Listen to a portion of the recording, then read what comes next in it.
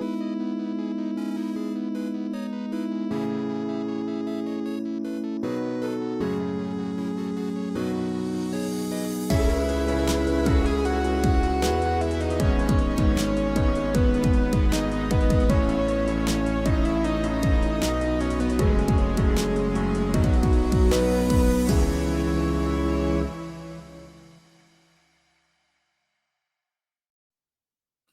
everybody. I'm making sure. I just double checked. I started recording, and then I had that doubt. I was like, "Wait, Did I miss the button? Did I do it?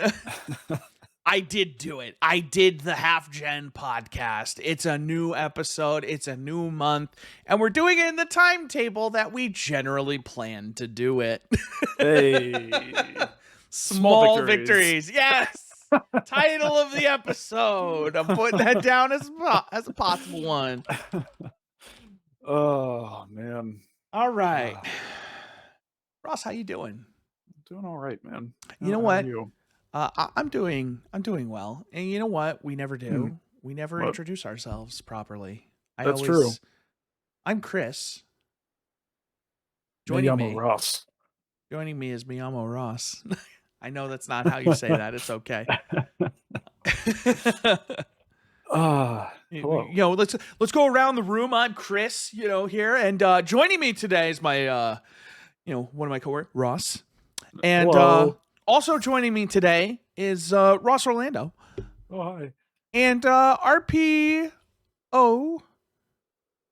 Orlando 91. Hello there. Run Pass Orlando 91. Yep. Big fan of the option. And last but certainly not least, Big Daddy Ross. Oh, hey. Poppy. Nice to meet you. Hey. Hi, Chris. Yeah, so I'd like to welcome my whole panel here today. That many Rosses is a terrible thing. It's just a very quiet podcast. It's a bunch of people. Xenoblade's cool. Yeah. It's just like 8 people simultaneously saying, yeah. Oh, God. That should be coming in soon. Yeah, it comes on a Friday. They should ship it to me. I haven't gotten any shipping confirmation yet, but they should ship it to me, and then I'll have it here for you. Gotcha. Sounds good. I feel bad because you're going to have to wait a little bit to get it. That's fine. That's fine. You might just have to take a trip down and just be like, hey, I'm I coming got for this the thing. I'm coming for the thing, I work till 5 on Saturday and Sunday. It's here. Man. Koth is also a returning guest, an unwelcome one. Yep. Welcome. No, don't welcome it. I don't want it. It doesn't belong here. Video games. And other things. Before we talk about anything else. Okay. For the last 2 podcasts, I have wanted to talk about my thoughts on Mobile Suit Gundam, Iron-Blooded Orphans, and I keep forgetting, which says a lot about that show. And end of segment. I meant to talk about it last week. I completely forgot. I texted Ross later that, the next day, and I was just in all caps, Iron-Blooded Orphans!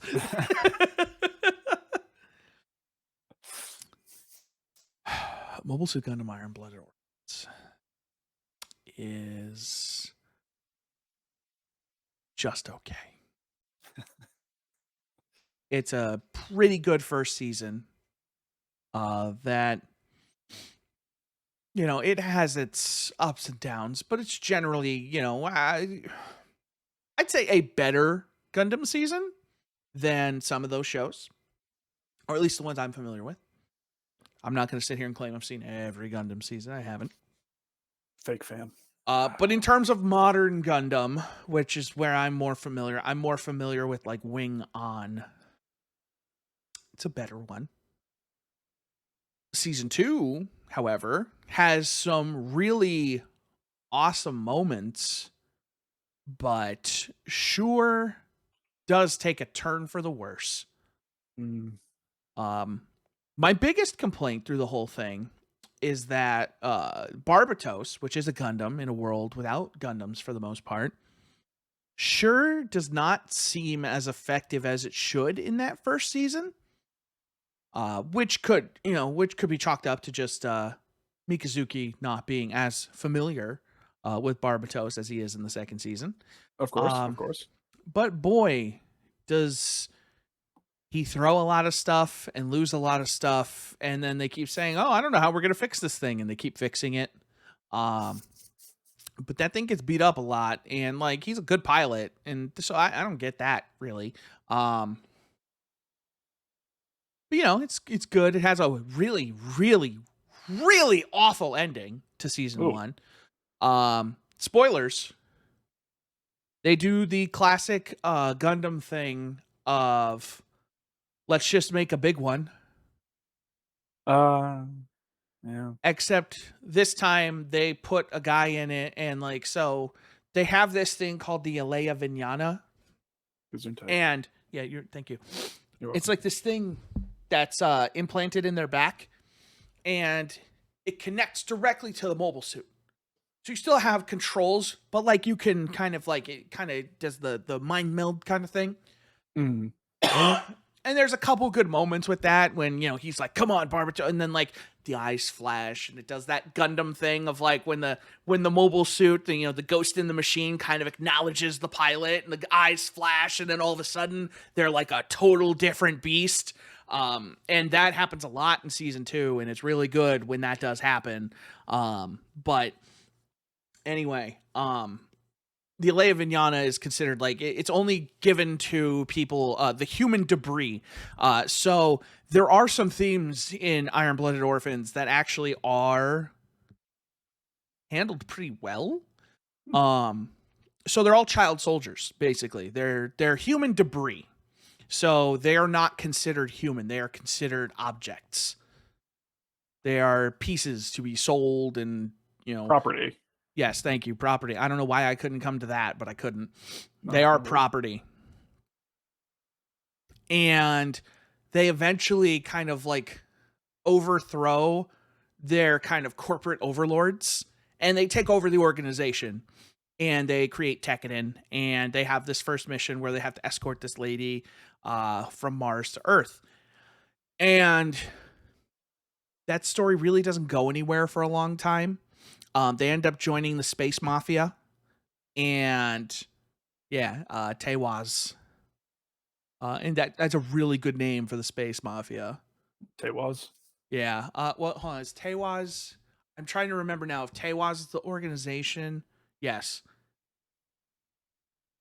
Because there's also, I can't remember the other group. If they were Tewaz or the whole thing. I think the whole thing's Tewaz, if I remember correctly. It's now been several weeks since I finished it, so forgive me if it's a little fuzzy. Tewaz, I believe, is the overarching organization, and then they join they join through the turbines, which are he it's a crew of like all women, and they're all married to him. But man has a heart of gold, because they are rescued from places where they were being taken advantage of. So they are married to him to give them, like a good feeling. So like that they're all equal, and they're all like, hey, and some of them do, they have kids with him and they love him and stuff like that. But he kind of keeps them hoping, we find out in season 2, hoping they will find, the man they really love, and that they will eventually spread their wings and go off on their own. So he's not like possessive of them. He's just like, hey, you know what? I love my girls. But if they love someone else, I love that, Polyamory. Yeah, but yeah, he's a good guy. He's a good guy. Yeah. And then they frame him. Yeah. They frame him with illegal super weapons. And then proceed.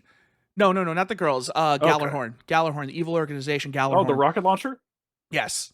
Okay. Cool. I didn't know Destiny was in this. Yes. So they frame him, and they kill him. They kill him with the same illegal weapons that they thought he was smuggling, because they planted them on him. And he refused to let Tewaz take the fall, and he refused to let Tekkadan help him. So he was just like, I'm going to go turn myself in, and they killed him instead. That's a lot. Anyway. Okay. Yeah, the show has a lot. Anyway, the whole first season, Tekkanen ends up like escorting this major political guy to this conference where they like blockaded the city to prevent him from getting in. Like they were ready to like kill this dude because they were like, if he gets in there, he's going to get elected prime minister and then we're fucked. Whatever group was trying to like stop him. Tekkanen ends up getting him in. And so now Tekkanen is famous. And as a side effect of that, people realize the value of child soldiers. Of course. Yeah, no, that's something literally the show says, is that it revealed to the world the value of child soldiers. They say it as a negative effect, that like all of a sudden child soldiers are a thing that people are like, hey, this is viable. PS5. The kind of masked guy who's kind of the villain but not quite the villain, he kind of sucks overall. I feel like they generally do. And it's weird because he's working for Gjallarhorn. He's a high-ranking guy in Gjallarhorn, but he's like totally partnered with Tekkanen in the first season. He's just like, yeah, I'm here to help you guys. Whatever you need, good. Kills his best friend. His best friend, who he kills, definitely does not die. You can tell in the first season, like, this dude's coming back. In like the first episode, they reveal a dude in a mask with his voice. I'm like, there he is. Wait. So his name's Tekkanen? No. No. What's Tekkanen? Who's Tekkanen? Tekkanen is the organization of the kids, remember? Yeah, so Tekkanen is the kids. Brief tangent of what I'm seeing in my head right now. Walk with me here. Okay. Yeah. So Daytona, USA. Mm-hmm. Rolling start. Yep.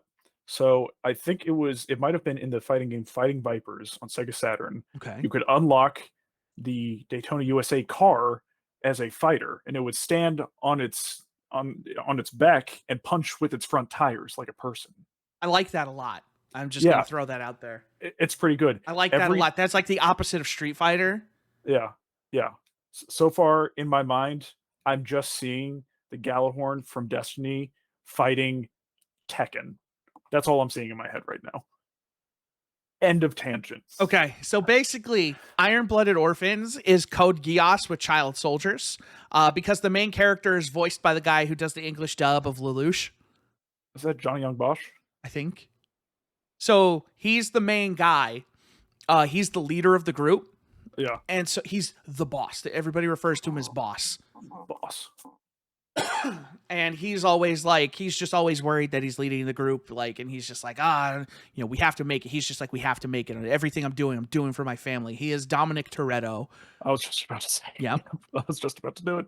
Yeah. Mark did that in his wedding. At one point, he said, as the great philosopher Dominic Toretto once said, I don't have friends, I have family. Yep, that tracks. That was his speech at his wedding. Yep, that's not surprising. So anyway, long story short, they end up killing him in the most obvious scene, like 3 episodes short of the ending. The most obvious thing, it's like they get out of the city because they're surrounded by Gjallarhorn. They get out of their base. They get into the city. They have a path. They're like, okay, we can do this. We can get out of here. Everyone can get out alive. They fucking bunch of dudes roll up like it. One dude like looks, he sees him coming. He's standing outside. I'm like, he's going to get shot. And I'm just calling it, and it didn't happen exactly the way I expected it. But these dudes roll up, and they try and drive by, and Orga is his name. I couldn't remember his name for a second. He's the leader. He's the Lelouch. They have this young kid who's a mobile suit pilot with him. And so they pull out the guns. So Orga, first thing he does, grab the kid. And I respect the hell out of this. Grab the kid, shield the kid while he gets shot in the back like 16 times. They shoot the other guy, Chad, who's with them. Orga turns around, takes 2 of them out. And then like you're looking and he's like, oh, he's okay. And then all of a sudden you see a trail of blood behind him. And he's just walking forward, like struggling. He's just like, keep moving forward, and then just dies. And everyone cries. And I'm just like, boy, that's a shitty way to kill him.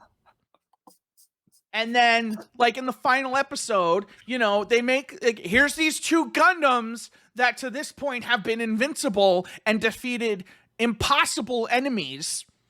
And then Gjallarhorn just sends a bunch of troops. They destroy so many of them. And this one person who Mikazuki has been kicking her ass the whole show just kind of shows up after he's been like borderline nuked. and just kills him. And she's just like, I am the hero of Gallarhorn. And everyone's like, oh my God, she killed him. Oh my God. He has no arms. His legs are broken. And he's basically just trying to like headbutt her is all he has left. So she just walks up to his stump body, kills him. It's just like, I'm the hero. Holds up his head, like pulls out like the Gundam spine. And it's just like on the sword. She's like, behold, I have slain the demon. You know? And I'm just like, boy, that sucks ass because one, they didn't have to die. Two, it really sucks how they died. Three, fuck that whole series of events. Everything ends up working out. They get to Earth, they change their names. The rest of Tekken's fine. Boy, was it shitty. There was one really cool moment where they had like this mobile armor thing that was from like the original war where they made like the Alea Vignana. I never finished that thought before, but they don't like that anymore in Gallarhorn. But this new guy, Farid, who's trying to take it over, the guy who's working with Tekken, he ends up like making a modified version of it. The guy at the end of season 1, he gets crippled in battle and he can't like recover. So they give him the Alea Vignana so he can fight. And he's just like, he talks the whole time. It's like, I'm stronger than you. I'm faster than you. I'm blah, blah, blah, blah, blah. And then Mikazuki's just like, okay, Ultra Instinct powers go. And he starts bleeding, and he kills him. And then he basically loses the function in like the right side of his body or the left. He loses function in part of his body. And every time like he takes Barbatos up a level, he loses more function in his body. So, like, he loses the ability to walk later. So, like, they have to physically carry him around. And they just, like, lay him on the ground. And he's just, like, laying on the ground. He's like, hey, why do you look so sad? And so he's doing, like... But when he's hooked up to Barbatos, he gets all his function back. So it becomes this thing where he becomes dependent on Barbatos to function as a human being. Have you seen Thor? No. The new Thor? No. Okay, then never mind. He ends up impregnating this girl because she keeps talking about having a baby with him, and he's like, okay, I'll do that. And then so she ends up getting pregnant, and then at the end of the show, she has a baby. And it's a Gundam. Yes, it's a Barbatos. It's a bouncing baby Barbatos. Oh my God. That's amazing. Type that for the title. Yep. I'm typing that one in. Yeah, that show kind of sucks. The second season, really not great. First season, totally fine. There's some cool stuff. I like there's a lot of like politics, but like in a kind of a good way for Gundam. But the whole second season is just like this McGillis Farid guy just being like, I can get out of anything. And then like, he's just like gets this mobile suit and he's like, I possess this mobile suit, which has the mind of the founder of Gallarhorn. So clearly I'm the leader of Gallarhorn. And then this other dude of like their big Ariane Rod fleet's like, fuck that guy. We're not listening to him. He ends up winning the war. They make him out to be this bad guy. He ends up winning the war and then totally just does everything that they really wanted to have happen. He starts getting rid of like human debris. He makes fair trade with Mars. He gives them independence. Like he basically gives them everything they were fighting for, which he could have just done. So basically, McGillis is the worst person in the whole show the whole time. And then they do the stupid thing at the end where his friend who didn't die catches up with him at the end when he's weak and he's trying to complete. And then like he basically does the apology and the guy's like, don't apologize because then I might have to forgive you. And I'm just like, oh, fuck off. And that's Iron-Blooded Orphans. Iron-Blooded Orphans. That's kind of, oh, fuck off. Is just kind of like my feeling about that second season. Yeah. Yeah, it just seems like it's... Oh, and then the guy who got killed at the end of the first season in the giant mobile suit, the guy who also didn't die, puts him in his new mobile suit and uses him as like an AI kind of thing to help make his mobile suit compete with the Alea Vignana system. Okay. It's a fucking weird show. Now, mind you, they have all this AI bullshit. There are no beam weapons in this show.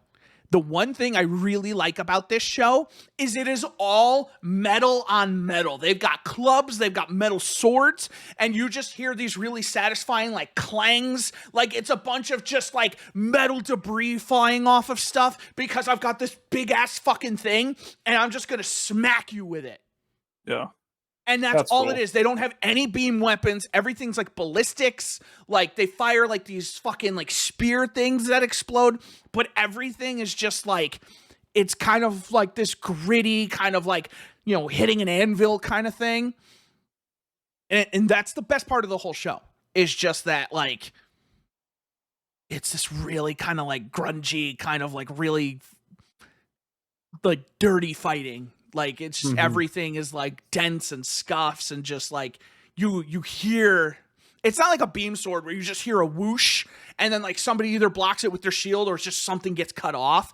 It's just like you hear the crunch, you see the impact. This one dude basically gets like a fucking vice grip thing and just cuts people in half with it. And like they show one where one of these Galahorn dudes is in his mobile suit and like this dude's pissed off because he just killed someone. He gets him in it and you watch it as it crushes him inside the mobile suit. So it's like showing him like this and he's just like, I did this for Galahorn as he gets smushed to death, as it's constantly just crushing around him like a fucking compactor making a cube out of a car. That's what it looked like. And this dude's just getting smushed inside of it. And then, like, blood coming out and shit. The show is... For mature audiences. Yes, but, like, that stuff, very good. Very well done.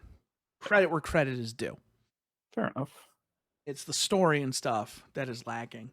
Because it's just like, hey, here's every character that we gave any level of, like, real development to, and we're just going to kill them off.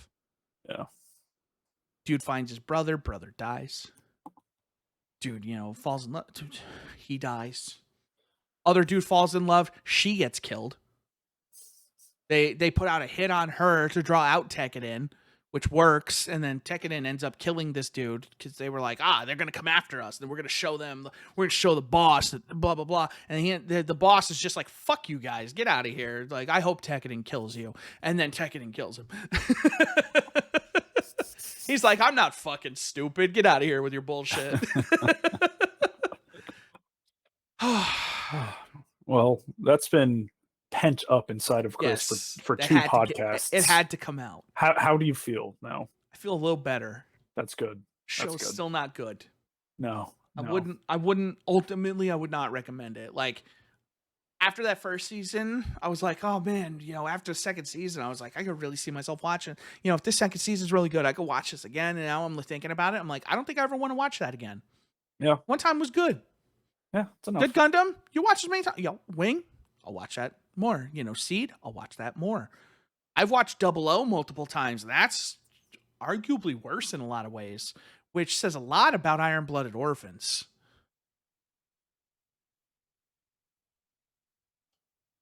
Maybe I really don't like that show. That's what therapy's for. It's to talk through things. Yeah. No, thank you. Ross, my therapist. Yep. That's what they call me. Yep. The Rossipist. Well, I have no anime to talk about. I've not watched any anime recently. I've just took me a second to realize that's what you were saying, anime that way. I was like, what the hell is anime? I've only been playing the games of the video variety. The Vidya games. Indeed. I have also played a few Vidya games. Would you like to begin? Do we want to talk about Stray off the rip? Did you finish Stray? No, okay. I've not finished it. From what I have seen, I'm about halfway through Stray. Really? Okay. I took a lot more time to try and find all of the optional memories and stuff and just explore the slums area. I got the vast majority of them, but I think I missed like 3 memories. Mm-hmm. I did. I spent a lot of time in that first area trying to find everything like that. Yeah, I got all the sheet music. That last vending machine really pissed me off. Oh yeah, because where it's tucked away. Mm-hmm. I found it by accident. I was literally talking to my chat. I was like, I'm ready for somebody to tell me because I can't find this thing. And I looked up. I was like, wait a minute. Can I climb on that? And I climbed up it and I saw it and I was like, son of a bitch. Yeah, yeah. Stray is super cool. It has a super cool vibe to it. Um, I love the way that cat moves. oh yeah, I love how that game just kind of like really captures the cat. thought you were gonna say catchers. And no, I I'm didn't glad you think of that. didn't. Yeah. No. You shouldn't Yeah. poison my brain. Nope. I love how you just walk over to a rug and it'll give you the prompt to just start going Scratching to it. just start going to town. Well, it's It's not just that. It's like when the cat gets to like an edge that it can't jump down, it just kind of sits mhm. there and it's just like, what? Or like if you get to an edge where it can drop down, it kind of looks over and Yeah. then like it extends its paws when you jump down to kind of catch itself and land gracefully.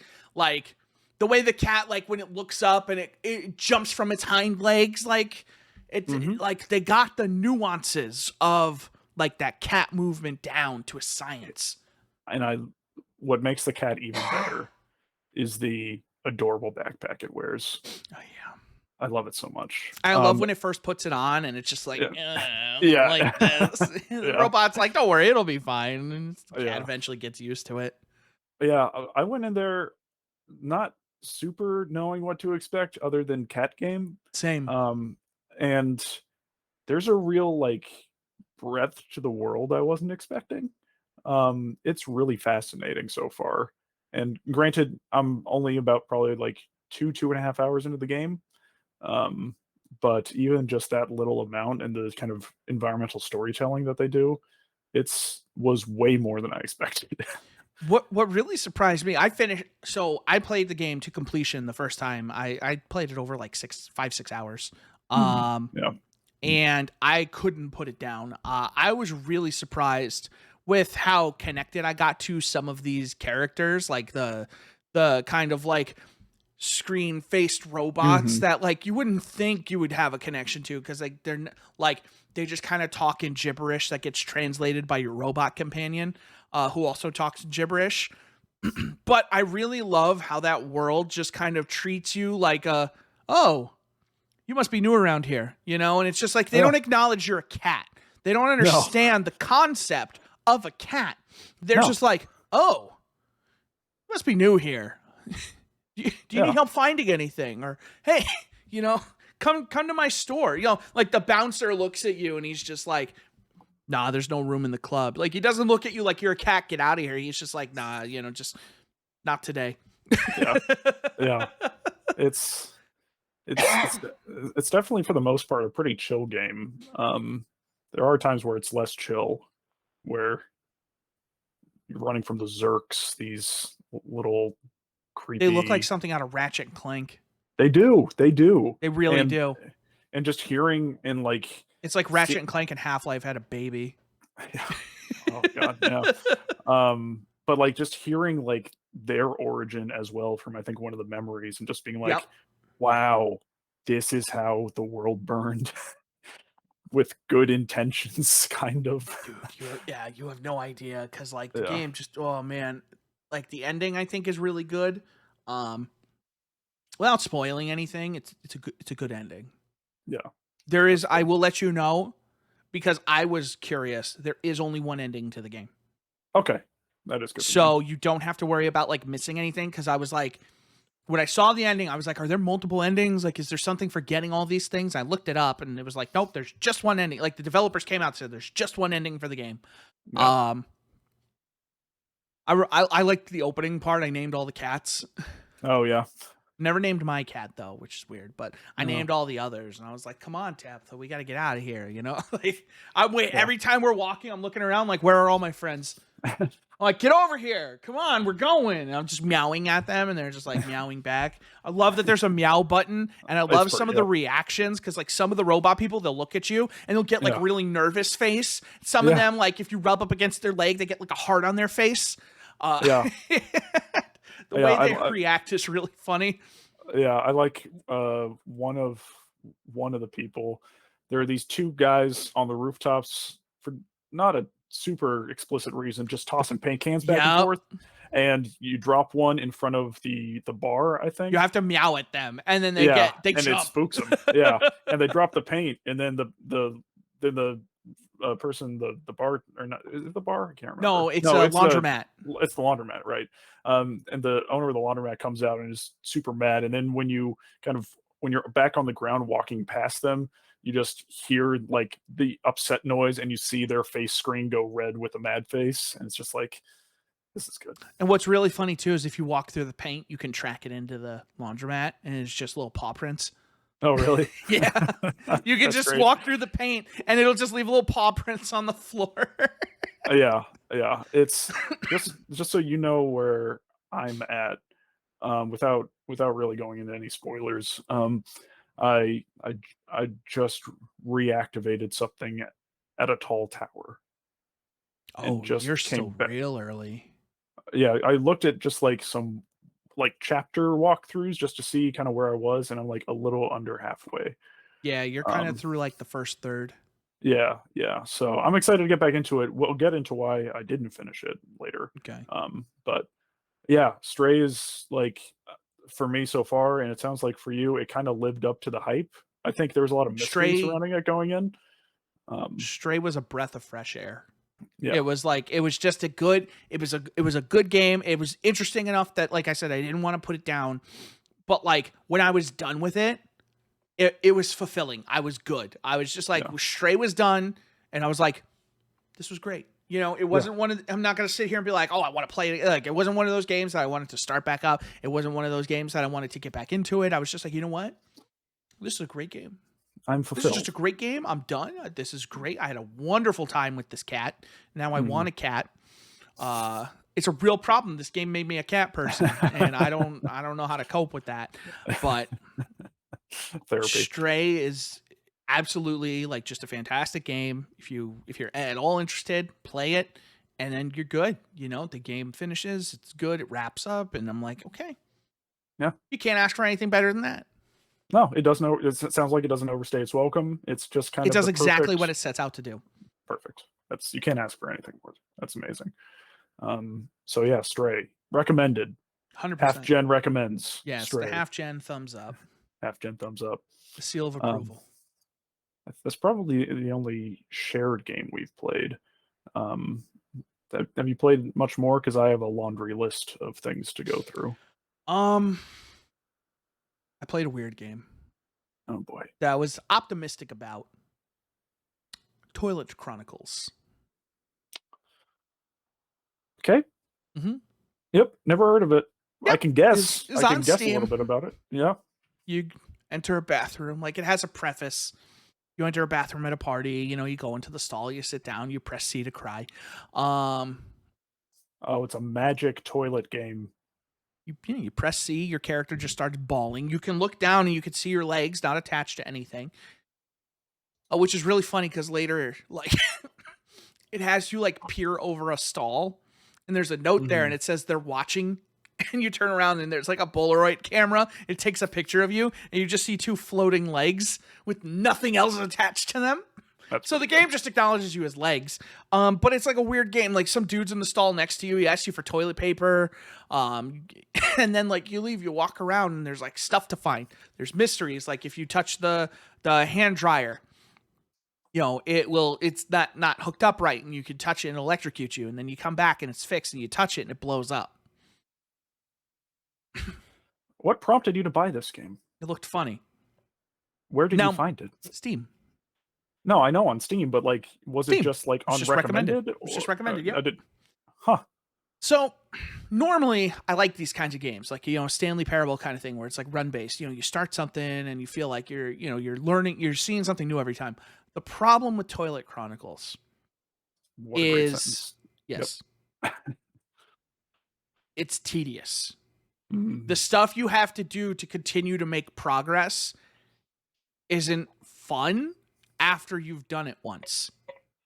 So, like, you have to go into the stall, you have to wait for the dude to ask you for the toilet paper, and then you can kind of speed run up to a point, like, you can kind of skip stuff. He passes you, like, these weird notes. It says, like, don't leave, you know, things like that. Then you find notes on the wall that say, make him leave, kill him. It gives you a hand grenade. You can choose to drop the hand grenade on him. You can pull the pin, put it in his hand, and kill him, and then it's like, you killed your friend. Um... There's a banana peel on the floor and you could slip on it, and that's an ending. The thing that finally broke me is I was finally making progress again, and there was a banana peel on the floor I didn't see, and I slipped on it and it killed me. And then I had to start the whole thing over, and I Alt F4 it. I was like, all right, I'm good. I'm done. Yeah. It's just one of those games that it's like, to make the progress the way they want you to, and to kind of see like the endings and the comedy, is you have to sacrifice way too much of your time to do it. And in something like the Stanley Parable, which is just another kind of, you know, another game that came out this year, Ultra Deluxe, it has the same thing where it starts you off and it always starts the same way. And so, you know, Stanley did this, Stanley did that.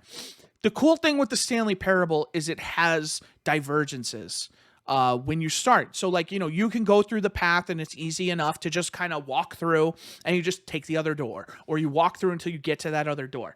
There's no standing and waiting. You can get where you want to go, and the game doesn't necessarily stop you unless it's like a scripted thing. Or Stanley Parable will open up side things. It's like, all of a sudden, here's the adventure line. And it's just like, here, this is some weird thing that wasn't there before. Or you do a thing, and then when the loading screen says the Stanley Parable 2, and it's just like, what the fuck is this game? Am I playing a different game now? I don't know. That's the thing with so sorry. That's the thing with that, is it feels rewarding, and it feels like your time is actually adding up to a better experience in the game. Toilet Chronicles is a cheaper, or I shouldn't say cheaper, it's a less expensive game. It's a lower priced game. It's not supposed to be that, but it feels like the spirit of that, in a way that, like, I just didn't feel like my investment was getting rewarded, because there was too much time spent in the same stall doing the same things over and over. And then I accidentally had to start over, you know? And like every time you die, you have to skip the credits, you have to start over, and it's like tracking how many times you're doing it. And at a certain point, because it's all about, like, it's like, yo, you'll never solve the mysteries of this place now. And I'm like, okay, well, now I'm less likely to engage with certain things because I want to make progress. So instead of interacting with these different endings that, like, could be funny or whatever, the game after a certain point kind of dissuades you from interacting with those things, because it's like, if I do this, I'm going to lose my progress. Whereas in a similar game, you know, it's like, okay, this is all adding up to a greater experience. Whereas Toilet Chronicles is much more linear, and the divergences are just, you died, haha, lol, you know? Yeah. And so it just doesn't end up being this, like, kind of fulfilling experience where I'm like, okay, I want to see everything. It just kind of got frustrating, and then I slipped on a banana peel by accident and I died, and I was just like, all right, well, I don't want to play this anymore. You feel like you got your money's worth out of it? I just looked, it's $5. Did you play for more than 2 hours? I can tell you exactly how long I played. Hold on. Dun, dun, dun, dun, dun, dun, dun. I played for 39 minutes. Yeah, I mean, you could refund it. No, I bought it a couple weeks ago. Oh, okay. Gotcha. Regardless, I mean, it's $5, but, you know, I wouldn't buy it again. Yeah. Knowing what it is now, I wouldn't buy it again. Yeah. It looks funny, like, and then there's this weird, like, there's a timer in the game. And I didn't understand that at first. And after a certain amount of time in the game, your run ends. And this tentacle comes out and just kills you. And then you have to start the run over. So it's like, so again, I was taking my time looking around the room, like, trying to find secrets. I'm reading all these things, and then the game kills me. And I didn't understand why. I'm like, okay, maybe I did something stupid. I don't know. And then one time I did something stupid and the game killed me, and I was like, okay, that's fair. But then like I'm looking around and I'm trying to kind of like play around with this like grenade, and I'm like, okay, well I can do this with it, I can do this with it. And then I hear this ticking clock, and I look, and that's when I realized I'm like, oh shit, that's a timer. And then the tentacle came out, and I was like, oh. I was like, are you kidding me? And so now I finally like move on and I'm making progress. And now I'm like, okay, well, I want to read all these things and look at these things, but I can't because now I know I'm on a timer. And if I'm going to make progress, I got to go because I don't want to start this again. Yeah. I played 39 minutes. I felt like I played it forever. Man, between the Iron Blooded Orphans and this, Yeah. 1 for 3. Yeah. Like it's not bad, it's just, it is what it is. It's not a big budget game, and I respect what they're trying to do. Like I'm not trying to, it didn't work for me the way I was hoping. But like I wouldn't tell somebody like, oh, this game sucks. I would never do that. It didn't work for me. I probably won't play it again. Yeah. But that's me, Yeah. The other thing I spent, a reasonable amount of time with, other than like that, nothing going on in Destiny, nothing to really talk about. Solstice is happening. I did dabble a little bit in Dark Alliance 2. Baldur's Gate, Dark Alliance 2. On the Is it PC. as good as you remember? No. No, it is very much not. It's a very weird game. It's still fun, but it is definitely of its time. Yeah. It is definitely a PS2 game with a shiny coat of paint. But I did play it in co-op with somebody over the Steam Remote Play together. Oh yeah. I brought a Cypher in, and so we played co-op.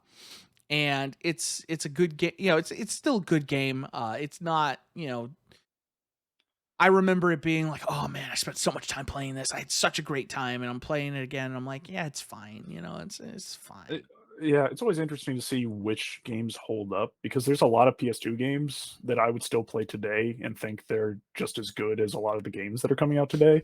And then there are some where it's just like, oh, no, this was really good at the time, but boy, does it not hold up. Yeah. And like Dark Alliance 1, I bought that when that got remastered, and that didn't hold up well either. And I think in some ways, though, it holds up a little better, weirdly enough. It was different developers, too. So Snowblind actually made that first one. They were the people who went on to make like the Champions of Norath games. They made that Lord of the Rings kind of Dark Alliance inspired game. They did not make Dark Alliance, thank God, because that game sucks ass. For what it's worth, Dark Alliance 2 is still better than that. Because I actually want to play Dark Alliance 2 again. Yeah. Nobody wants to play Dr. Lions. No, not anymore. No. Ugh. Never again. That game is so bad. That game was really bad. Awful. Travesty. But yeah, Dark Alliance 2, not quite the experience I remembered, but charming in its way. Yeah. That makes sense. Probably still a good Steam Deck game. Yeah. Probably have a good time with that. Yeah. Nice. But I mean, that's really the extent. I actually haven't been playing a ton, just because I've doing the new job. Well, not new job, but new role at the job. Yeah. So I've kind of been focused on that. I'm just double checking that I haven't played anything else. I tried to play the Halo Infinite co-op because I got invited to the test flight. Oh, nice. And I got stuck in an infinite loop of it. The only thing infinite about it was the loop of logins, because every time I logged in, it asked me to log in again. And so I couldn't play it. And I learned a new thing about Windows. That's how bad this was, is I learned something about Windows I never knew about. And I had to go in and delete like all these like authorizations or something. And I saw how many of them were, and I said, I'm just going to wait till it comes out. Because I tested regular Halo Infinite and it loaded up no problem. So it's just the test flight that's broken. And it wasn't just for me. And I saw how to fix it. And I said, you're not worth it. I've come to a conclusion about Halo Infinite and Halo as a whole. It's not very good. Is that at once the full co-op is out, and if it actually works, I still want to play through it with you. Have you seen the Forge stuff? No. There is a growing contingent of people who really think Forge is going to save Halo Infinite. People have made Call of Duty Zombies in Halo Infinite. Now, you might hear that and think, oh, they made a little. No, they have boards on windows. They have the chests that cycle through the guns so you can get a random gun out of it. But it actually does the animation of the gun lifting out and changing between all the guns to see what you get. They have currency systems. You can rip the thing. Like, dude, they are making games in Halo Infinite. It's Little Big Planet, but Halo. Dude! This Forge mode looks like incredible. We're gonna make LVU Campus in Halo Infinite. And we could probably make a rule set that plays like Rainbow Six Vegas in Halo Infinite's Forge. It might be the best thing they've ever done. I'm gonna say 4 words to you that are the highest compliment I can give. Talk dirty to me. LVU Campus, let's go. Dude, I genuinely think we could do that. You need to see some of the videos of things people are making in that. Because, like, there's just somebody out there making Call of Duty Zombies in Halo. And it's working. Yeah. And there's so many systems in place that they're just like, yeah, so I just did this and it worked. Huh. Fair enough. Yeah, the Forge stuff sounds interesting. In terms of the campaign stuff, I do want to play through with you. Yes, I want to play the campaign. You know, I think it'll be fun. I'm going to play through it. And I'm going to play through it once. And I mean, even when it first came out, I didn't see a ton of like videos come out like saying, oh, the lore in this game is awesome. Like it should have been with the setting, which you are now familiar with because you read the Forerunner trilogy. You should know how awesome this setting is and all the potential it has. I didn't see much from the Halo lore channels about it. Yeah, the Harbinger thing is weird. And I don't. Yeah, so that's about as far as I got. Where I like interacted her once or twice. She threw me at a tree, and then that was about it. Yeah, so I'm gonna play through the campaign probably once, and I'm going to continue playing through 1 through 3, and just remember Halo as it was. I'm at the point where I've just in ODST. I'm at the point where I've pretty much lost complete faith in the franchise moving forward. I've lost faith in the campaign of Halo, which is the thing I care about the most. I don't think 343 has the.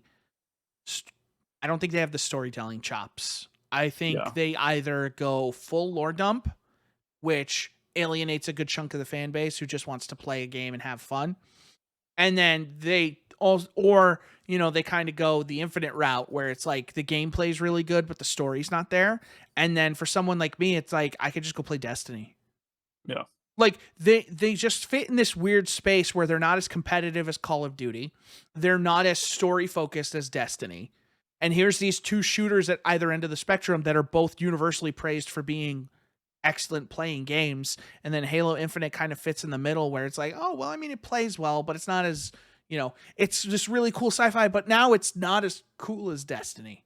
Mm-hmm. And it's got this good, it's still got this story, but they don't tell it as well as Destiny. And it's got this competitive multiplayer, but it's not as popular as Call of Duty. And it doesn't have the modes that Call of Duty has. And I still don't think, like, there's still the people out there like, Battle Royale is going to save Halo Infinite. Halo doesn't need a Battle Royale. I think Halo did what they did, and just maybe Halo ain't it anymore, Maybe Halo is of an era.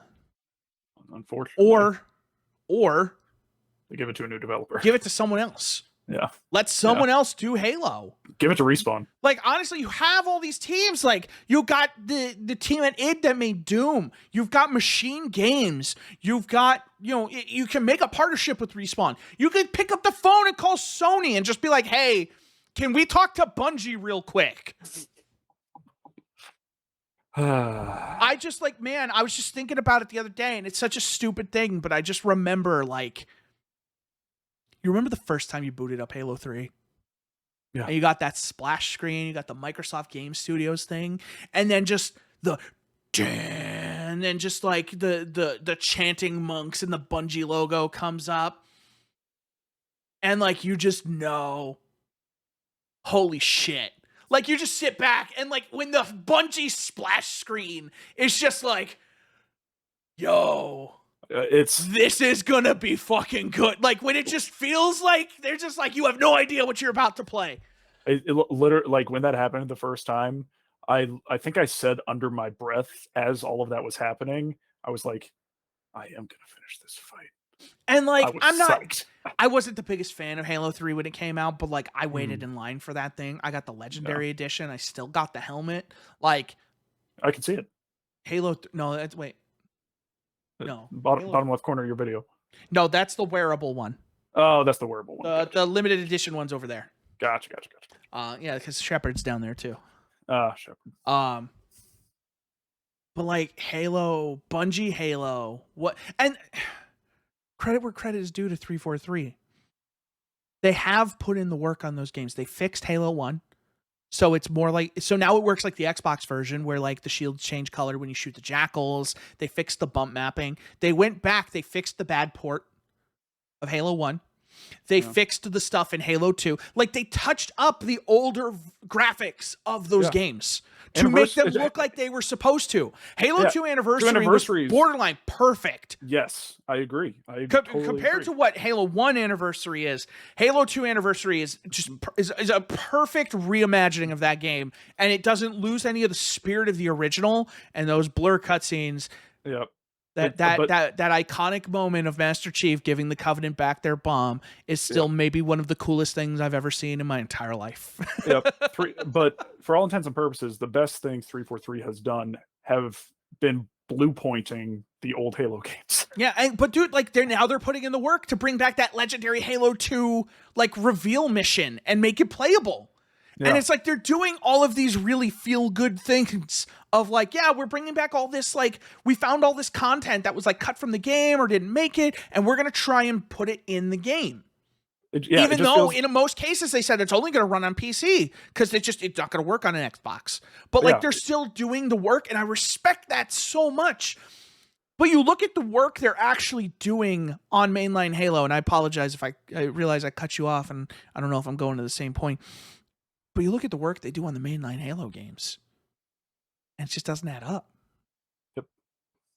Yep. I was just going to say all of these cool feel-good things are awesome, and then the actual foundation of the franchise feels like it's just falling by the wayside with the mainline series.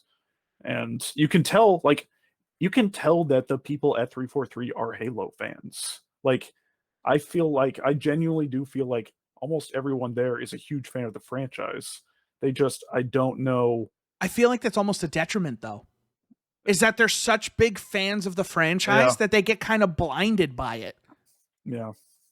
I really think Microsoft, should try letting someone else make a Halo game.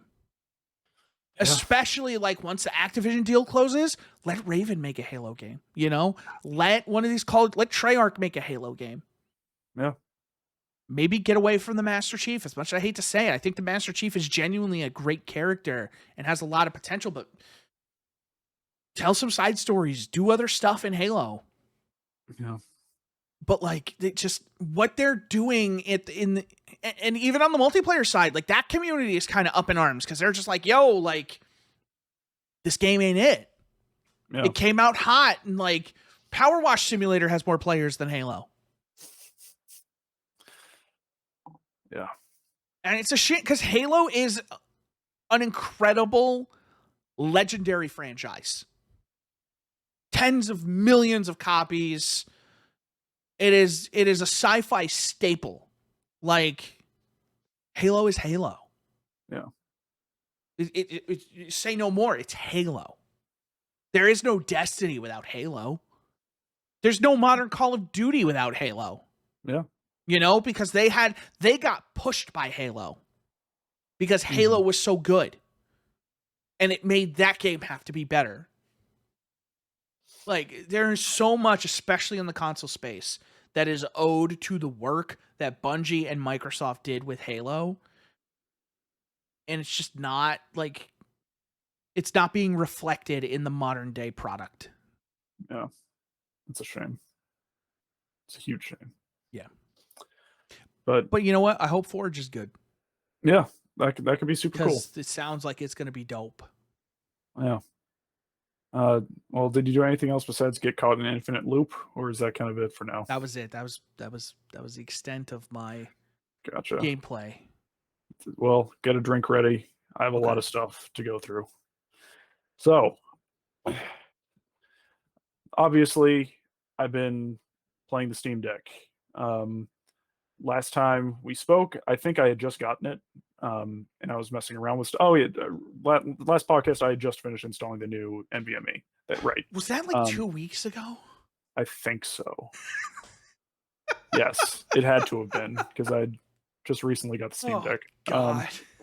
Uh, but yeah, Bi-weekly. at that point, only thing I was really playing on it was The Godfather, the game. That was the main thing. Um, on PS2, finished that game. That's a really good game. It's still a really good game. um, that is a fun open world game from that era. Uh, and if you're a fan of The Godfather, I highly recommend it. It's about maybe 10 to 12 hours to play through the story. That's not bad. Um, no, no, not at all. And there's enough side stuff if you want to become the Dawn of New York and take out all the other families and that sort of thing. That'll add more game time on as well. But I do highly recommend it. Um, I have also been continuing my Final Fantasy One Pixel Remaster journey. I am over. You good? Your face is distracting me. I think I just got my paycheck. Okay. It's wrong. Yeah. It's $116. That does sound wrong.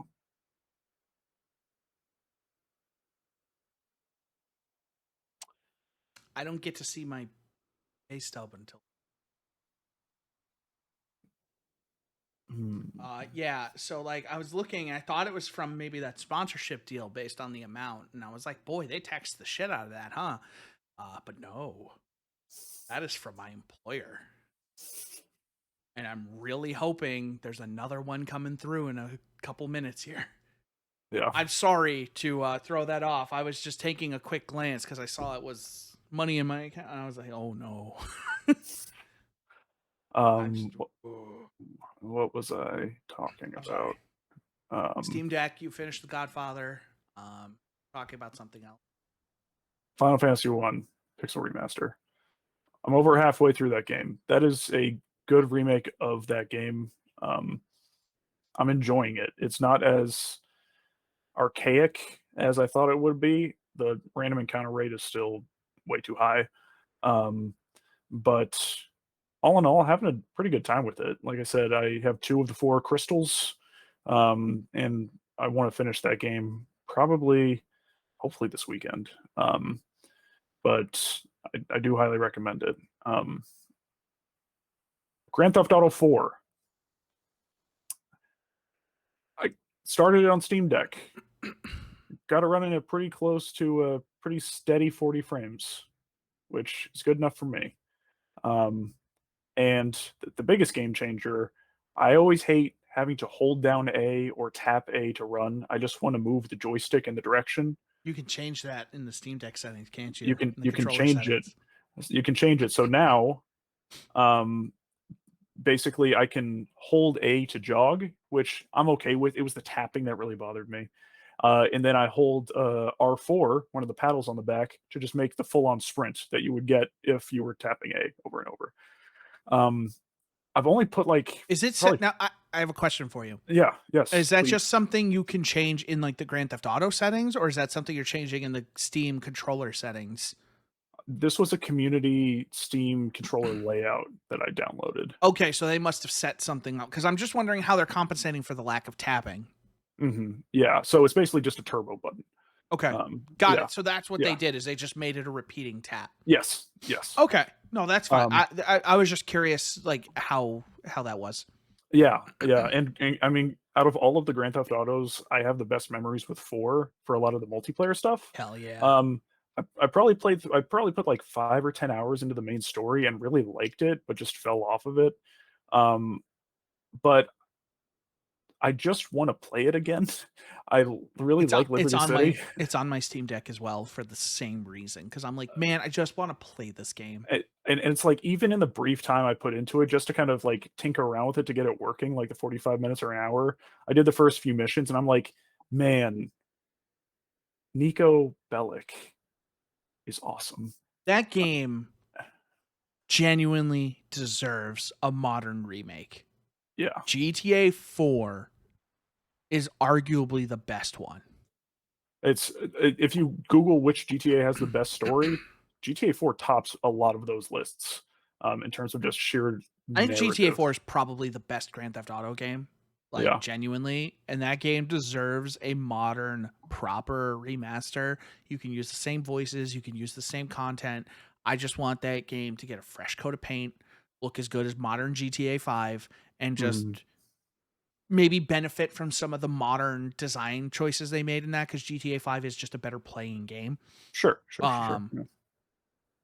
Grand Theft Auto 4 deserves that.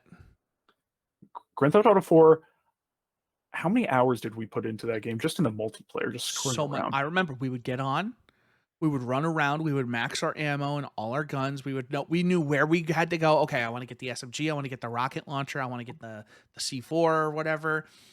Tony had to get his grenades. Tony would Yep. get in the car and be like, exploding Tony, boom. And we would just find a spot and we'd be like, yo, grab a car that could seat 4. Tony's our driver. Yep. We're holding out here as long as we can. And we would hold out, and then Tony would be like, all right, get in the car, we're leaving. And then he would just take them on a merry chase. It was so To the good. Benny Hill. And Yeah, we it would was just do that. And then we would either get away or we would, get killed. But the end result was always the same. Let's do it again. Yep.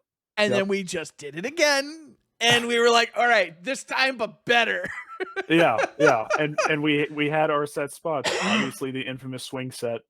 Oh yeah, we would spend hours at that swing set just trying to launch cars. Yeah, if you don't know, there was a swing set that was glitched to where basically if you would run a car into it, it would Or glitch under out it. or under it, and it would just launch your car across the map, and it was amazing. I hope they never fix that. Oh, we spent so much time just driving around the airport. The airport Just was doing. I remember Derek would get in the helicopter and I would just James Bond, like he'd come down the thing and I would just like James Bond turn, like reverse, spin it around, keep driving. And we would just do like stunts off. We would jump off like the little end ramp thing and just do stunts. We would just drive in circles around the damn tarmac for hours, just talking and playing. One of my greatest gaming memories, just playing GTA 4 with the fellas. Yeah, I can't express the amount of joy I got a handful of times where there were the ramps at the airport. Yep. And Tony would drive down the ramp and go into the ocean and flip the car, and so it would boot him out of the car. And then I would come right after in a car and fly off the ramp and just try to hit him with the car.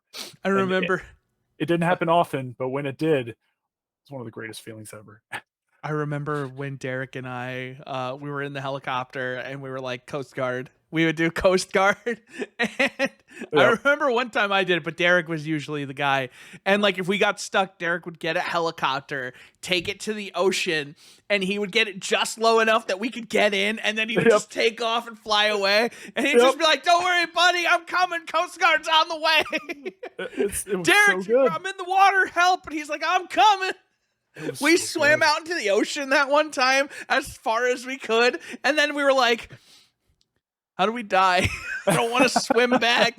And then we took like an hour to swim back. Yep. Because we took the helicopter out there and somebody was flying and they crashed it in the water. And we were like, oh, we don't want to swim back. And I didn't want to drown for some reason. I was like, fuck it, I'm swimming. And it was like me and someone else. We swam all the way back to shore. It took us almost an hour, I think. No, it didn't maybe take that long. Maybe like half an hour. But it took so long. And then we got there, and I think Tony ran me over with a car. Yeah, that tracks. And then the infamous Alucard incident. So it was generally Chris, Tony, and myself, and Derek. But And this Connor. one time, and Connor was there, yeah. Yeah. But at one time, I don't remember why, this random person joined. His gamer tag was like Alucard something. And it was like, that's weird. I don't remember if he did something to me, but it was my mission in life to destroy him. I wanted nothing more than to make him not exist. So I would chase him around the entire city, all of Liberty City, and I would get Tony to drive me around to try and kill him. And boy, it's just for a game that, like, when I just think of it very quickly and just think of, oh, GTA 4, I don't think of like super fondly just because I never finished the main story. That may be one of my favorite games of all time, just from the amount of fun I had with friends. It's like I GTA 4 and Rainbow Six are like up there together. I still remember back when I worked at Walmart with Tony, and we had one of our coworkers, Dana. He got on the game, and I remember him. I heard like Dana was trying to take this car, and I think this might have been the birth of Exploding Tony. Because I shit you not. So I'm standing there, and over here I can see Dana trying to get into this car. And from my peripheral, Tony comes sprinting onto the screen. And he's running at Dana, and one of his arms is down here holding something. And he's running, and then I just hear Exploding Tony, boom!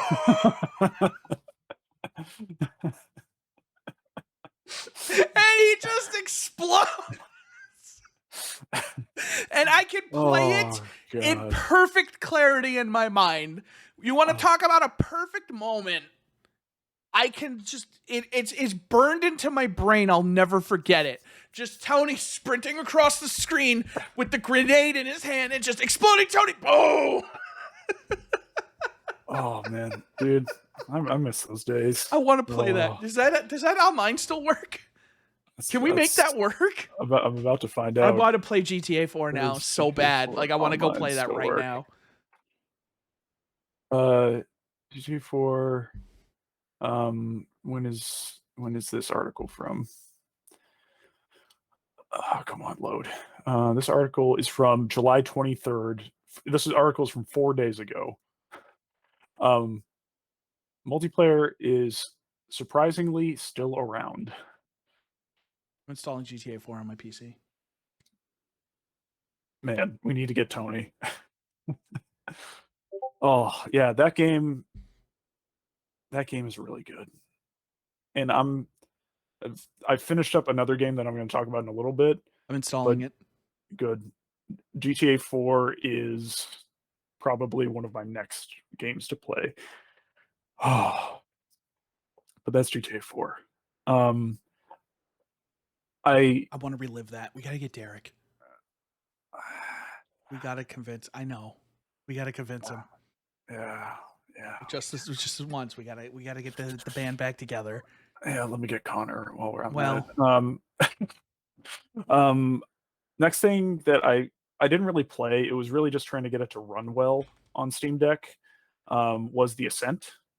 I tried a bunch of different stuff, and I just couldn't get The Ascent to a point where I thought it was good enough on Steam Deck. So that's something that I'll play on my laptop. But no matter what I did, it just looked grainy, even at native resolution. I even tried FSR, which helped the power consumption, but didn't really do much in terms of kind of any clarity. So I just tinkered that with that. At lower resolutions, FSR is kind of tough because it's... Yeah, well, I mean, that's how you have to get it to trigger. So like the next game I'll go into, Mafia Definitive Edition. Like that is a gorgeous game. To get FSR to work on Steam Deck, you generally have to push the resolution down to like 640 or 540p to get it to actually turn on, because you have to get the resolution below native. And Mafia Definitive Edition worked great. I got almost like a solid 40 frames per second. I might have to try that with... I didn't know with FSR you had to lower the resolution that much. Because usually what it does is it takes a lower resolution and super samples it to whatever your native resolution is. But usually it does that behind the scenes. Yeah, so like ideally, if you're playing a game with native FSR, like in the options, that's the best way to go about it. because it will keep all text like crisp at native resolution Mhm. and just do the actual game. If you're doing the Steam wide FSR, it also makes the text kind of blurry. But yeah, so like when I was playing Mafia Definitive Edition, I was going down resolution, so it was like I went from 800p to 720p, and if you turn on like the most detailed like performance overlay, it'll show you if FSR is on or not.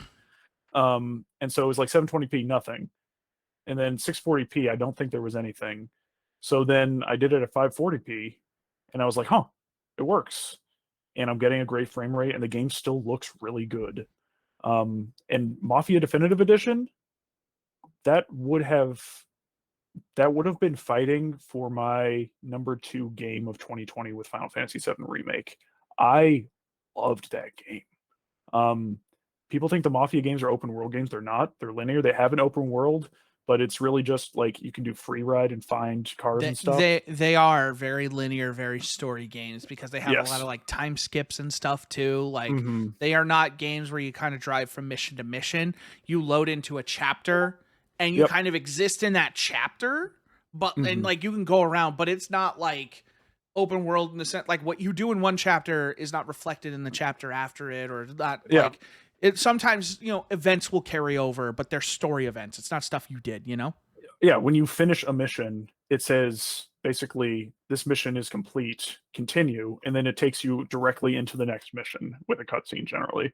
But I know there's a lot of purists out there for the original Mafia on PS2. It became really kind of a cult classic because you had to follow the traffic laws or else you would get speeding tickets or traffic tickets.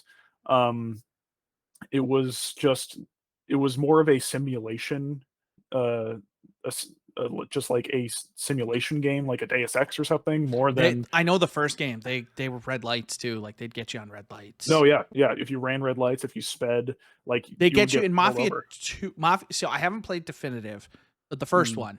I played yeah, Mafia 2. I think Mafia 2, I think they let the red lights go, but they yeah. will get you for speeding.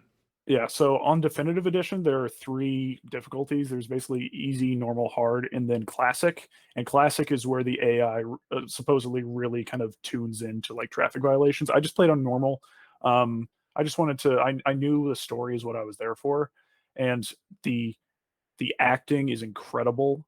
The just the performance capture is amazing. The mission design is great. There's 20 missions in the game, but I never felt like what I was doing was tedious from mission to mission. Each mission had its own spin and own thing, and I really, really liked it. I'm excited to play Mafia 2. That's in my queue. I have the original version.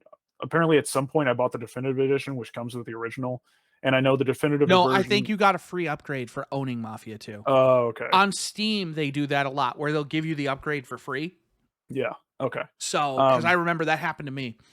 yeah, and I know that from everything I've read, that the definitive edition of two is not is way less impressive and did way less Well, because in terms it's a well, it's remaster, of a not a PS3 game. like it's not it's a Yeah, remaster of a 360 PS3 game, yeah. whereas Mafia 1 was I think just PC It, and it was a much older game, so they did a lot more work to bring that up. sure, sure. Yeah, That's closer to Mafia 3 in production quality than it is to Mafia 2. yeah. I know that when the game was released, apparently at the time of release, it was way buggier than the original Mafia 2. And its install size, for being just kind of a remaster, the original is like around 8 gigs, the original Mafia 2. Definitive Edition is around 45 gigs, and no one knows why. Because it's Because it's Unreal not that 4 and it's up. Wait, which one? Hold on, Mafia 2? Mafia 2 Definitive Edition is like a 30 gig increase with not that noticeable of an improvement for most people. I think it's still just the textures, and they probably just Yeah. don't compress them. Yeah. It's So probably just I'm uncompressed textures and stuff. yeah, so I'm excited to play that Mafia Definitive Edition. If you're in the mood for like a period crime drama, like mafia game, it won't it doesn't waste your time. It's like I said, it's 20 missions. Took me I think 11 hours, and I couldn't put it down. And I got so invested in the story, um, and the ending of one leads directly into the beginning of two. So I Mafia 2 is a highly really, really good game. that's what most people consider the best one, and, It's so good. I've literally heard people say it has one of the best stories in video games, and I'm Like, excited. it's not perfect, but man, Mafia 2, dude, like Mafia 2 goes hard. Yeah, yeah. There's Um, also a scene that references Mafia 1, the ending of Mafia 1. yep, the flashback. Yeah, yeah. So that's the tie-in is the very end of Mafia 1. But, Chris, you should play Mafia 1 Definitive Edition. I It's should. it's gorgeous. Oh, It I is a know. gorgeous remake. Um, so for the hell of it, I'm probably never gonna play it, but I did get Mafia, the original Mafia on PS2, on my emulation station. So, Oh, it um, did come out on it PS2. it came Okay. out on PS2 and I think Xbox. Um, I'll probably never play it because I've heard it is really tedious to play, and Yes. I just play the original. So I'll probably never play it, but it's there. But Mafia 2 is next up on my list. I know Mafia 3 not well received. A lot of the issues with Mafia 3 I've heard were open world bloat because they just made it like an Ubisoft game, and there were a ton of technical problems. So I'm Yep. hoping at least a lot of the technical problems have been ironed out at this point. So I With patches. played Mafia 3. Yeah, Not to completion, but I played a sure. good chunk of Mafia 3. Yeah. Um, there is a lot of like open world busy work because it is an open world. That's actually It an is open world actually an game. open Yeah, world, but yeah, it is just so busy. yeah. And it's a lot of like, you're going around and like you're trying to like take over neighborhoods and stuff like that. And then like you have to like do tedious work to invest in the neighborhoods to build them up. You're kind of building like your empire because basically your character is building his own mob Mhm, yeah, in Nolans, in Nolans. um, New Bordeaux, in the Bayou. which there was a sign for at the airport in Mafia 1 for New Bordeaux. Yeah.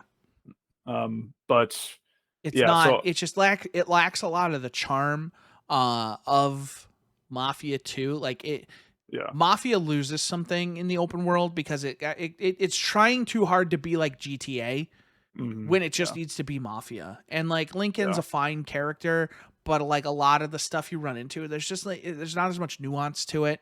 mhm, You don't like Mafia is all about making like it's about watching your character make the tough decisions and dealing with the repercussions.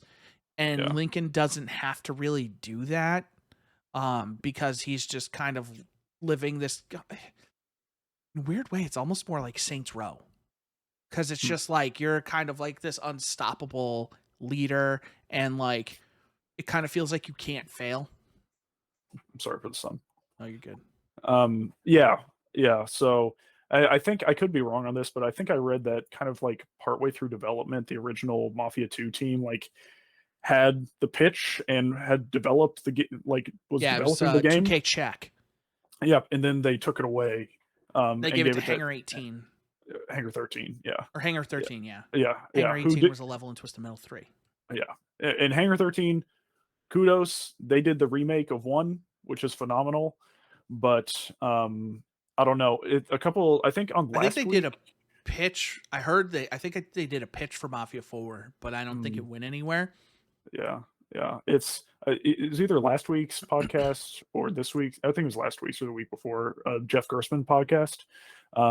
He was talking about the potential, like, rumors of where GTA 6 will take place and yada, yada, yada, and people in the chat were, like, giving off options, and I was just like, I would love Rockstar to do a super serious period mafia game. I think they would absolutely destroy it. I feel like that's kind of what Agent was supposed to be. Well, wasn't Agent like a multiplayer game, like an MMO? No, Agent was. Remember they announced it at E3 2009, the same one where they announced the Last Guardian. Yeah. Agent was supposed to be like, Oh, 1970s Cold War stuff. Yeah, yeah, yeah, yeah, yeah, yeah, like yeah, yeah. Agent was supposed to be kind of like that. I think it was going to Yeah. be a super serious period piece. I would love Rockstar to do one of those. They're so freaking talented. I don't think they ever officially canceled that game. Really. Yeah, it just says on Wikipedia, it just says release unreleased. It does not say canceled. I mean, But yeah, that always seemed like, and that was always like that was Sony's big thing because they were like, we got another. This was like right on right. the heels of GTA 4. They had Yeah, an exclusive Rockstar game. yeah, yeah. So I don't know what the future of the Mafia franchise is after the reception to 3, probably at least on the back burner for a little while. I think the Mafia 1 remake did some good. Mafia 2 Definitive did some good. Yeah, it's Mafia should not be trying to be a GTA. Like it no, should be. You can make it an open world, but it should be a linear game. yeah, and I think that, and I can only speak for Definitive Edition since that's the only one I've played, but it feels like 1 and 2, like, they still weren't critical darlings. Like, I think they averaged, like, in the mid-70s, even though I think Mafia Definitive Edition for me is like a 9 or a 9.5 out of 10. So, they never got the critical success either, even though how well received they are by fans, which is a shame, but, I still um, like, dude. I still just remember that. Like I can hear it right now. That menu theme for Mafia 2. Like yeah. it's just like that game has such a special place in my heart. Mhm. Like I can see the ending. Like that. It has such a good ending. Yeah, It's yeah. heartbreaking, dude. Mhm. It is so good. Oh my Yeah. god, that game is incredible. It's tough though. Like Mhm. the back like 10 to 15% of that game has a huge difficulty spike. Oh, really? Yeah. Yeah. Cuz like without spoiling things, shit goes sideways and you're burning a lot of bridges really quickly. Yeah. Yeah. And so you basically it's you against the world at a certain point.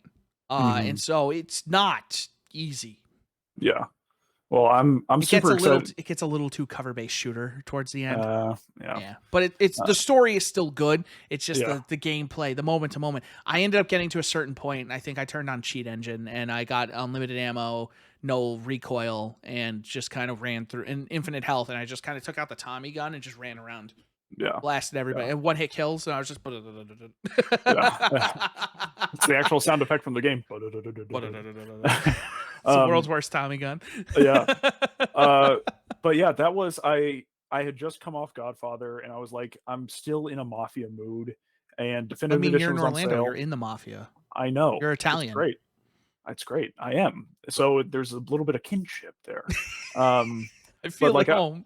I was still in the mood, and if you Google like best Mafia video games, it comes up with The Godfather and the Mafia series. So I was like, I remember Chris saying good things about 2, not saying great things about 3, but I've also like I watched some trailers for Definitive Edition of number 1, and I was like, this looks good. I'll give it a shot. And it's one of those best case scenario games where you go in and are like, hopefully it's good, and you come out of it like this may be like in my top 10 or 15 games of all time. Um, I really, really love that game. Highly recommend it. Again, not a time sink, and I like that about the Mafia games because they are story driven and not open world bloat. You go to GTA for a completely different reason than you go to Mafia for. So I love that game. You're looking something up, I can tell. What are you doing? I'm reinstalling Oh, Mafia Definitive Edition oh, gotcha. And yeah, and because again, I it own it. plays yeah, like, again, it plays really well on the Steam Deck if you wanna play it on the go. You do have to do some tinkering. There's a custom launch line where basically, if you when you launch the game it launches the 2K launcher, which is a Mhm. pain. And you can get past that on Steam Deck and get into the game, but it's still running in the background, so it's bottlenecking performance. Yeah. So someone found this basically line of code you can put into like under properties and like custom launch text that basically you'll see the launcher still come up, but it'll close after, so it's not running in the background. And so I think my settings were like 640p, turn on FSR with sharpening 5. But I mean, if you play it on your desktop, it's gonna look incredible. But I loved just like sitting in my bed playing this gorgeous game that was somehow technically at 540p, but didn't look like it. The reflections are insane. Um, and that's what I fucking love about the Steam Deck. This is what I've wanted this Switch Pro for so many years. Stuff like this. Switch Pro could not run Mafia Definitive Edition. It could barely probably run Mafia 2. Um, so yes, that's Mafia. That's Mafia Definitive Edition. I love that game. I highly recommend it. Everyone should play that game. I'm gonna speed round through a few of these until I get to the last big one. Are you ready for lightning round? Let's go. Lightning round. I'm ready. I'm always ready to ride the lightning. Star Wars: The Skywalker Saga. Continue. I started episode 4. I played through the prequel trilogy. Game still does not run as well as you would think it should run on Steam Deck, but it runs close enough to a steady 40 to where it is still a lot of fun. And if you are a Star Wars fan, it is the biggest love letter to a Star Wars fan you can possibly play. I do recommend it. Install Power Wash Simulator. Haven't played it since before 1.0. Messed around with it a little bit on Steam Deck. Runs great. Um, Again, great game. I haven't actually played this yet, but I was just looking on. There's a website called protondb.com to where it's basically a crowdsourced site where people can say how well games run on Steam Deck and give recommended settings, and they basically rate the game like bronze, silver, gold, platinum, depending on how well it works and how much tweaking is needed. Funnily enough, Mafia 2, I think, is like a silver, needs a lot of tweaking. Definitive Edition is a gold, does not need nearly as much tweaking. Um, but that's a great resource if you are looking for kind of recommended settings to get things to run well. And one of the games that popped up there that I hadn't thought about probably since 2016 that I never played and came off as, oh, this is a launch title for Xbox One. Rise Son of Rome. Apparently runs super well on Steam Deck. And I was like, huh, wonder how much it is. Found it for $2 like on Humble Bundle or something. So I was like, sure. So I have it and have installed it. I have not started, but it's Okay. there. Um, Slay the Spire continued to be the ultimate way to play Slay the Spire with mods. I love playing as Hollow Knight in Slay the Spire. It's dumb in the best way. Um, Stray we talked about, and then the game that has kept me from finishing Stray, the game that in the past 36 hours I think I've put over 8 hours into somehow. Multiverses. My God, Chris, I've said this before. If a game genre has a license that I like, especially if it's a genre that I'm not generally drawn toward, I will give it a shot. This was the case with I'm more of a fan of them now just in general, but at the time, ARPGs like Diablo. I loved Marvel Heroes. I'm so sad that game doesn't exist anymore. There was MOBAs, Infinite Crisis. I loved Infinite Crisis, the DC Comics MOBA with all the alternate versions of all the heroes. So sad that doesn't exist anymore. I like Smash Brothers a lot, but I don't have a huge tie to a lot of those characters. Multiverses is such a weird, weird game. It is, for those who don't know, it just entered open beta yesterday. So it's free to play. You can get it on Steam, PlayStation, Xbox. It has crossplay, cross progression. Um, it is a platform fighter focused with the main focus on 2v2 team based combat using characters under the Warner Brothers umbrella. This morning, I watched a stream where LeBron James and Arya Stark faced off against the Iron Giant and Shaggy from Scooby Doo. It's a weird game, Chris. It is a very weird game, but it's also really good. Like, I'm shocked. Like, when something goes free to play, that automatically like gives some preconceived notions of it of kind of what's going to happen and what you'll see when you get in there. Um, there's no pay to win. That you can unlock perks for each character, but you can only get them by playing the game and leveling up the characters separately, and then or you eventually unlock a way to train perks, which is to buy perks using in-game money you earn from just playing matches. But the only thing you pay for are custom skins, custom ring out animations, um, and just cosmetic stuff like that. But it's unbelievable when you throw money at something, it doesn't always work, but it has such a higher chance to work. We saw the Nicktoons, Smash Bros, Yep. knockoff The All-Star Nickelodeon Nick All-Stars Nick Brawl or something. and it obviously did not have a budget behind it. Had no voice acting until recently, which is a huge part of it. Multiverses, here's some of the talent they have. They have Kevin Conroy for Batman. Yeah, they do. They have, I wanna say it's the Superman voice actor from the Justice League I animated series. I could believe it is. They have Matthew Lillard for Shaggy. They have Maisie Williams, who played Arya Stark in Game of Thrones, voicing Arya Stark with new lines. Um, the talent's incredible. The game is chaotic, but it's super, super addicting.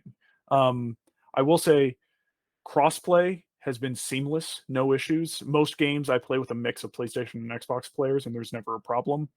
I haven't had any issues with lag. One of their key kind of foundational pillars of this game was making sure they got the netcode right. And this is a game where you can do 1v1s, but the main game mode is 2v2. So 4 players at all times, the netcode being super solid is great. The roster is just going to keep growing. Like I said, as of the time of this recording, yesterday open beta started and LeBron James was released from Space Jam 2, who's also the most complicated character to play somehow. His whole kit revolves around the basketball, and you can throw it, but you have to get the ball back to do a lot of his stronger moves. So if like if you toss it to a teammate, if when they just do like their normal attack, they'll throw the ball at an enemy and then it'll pop up.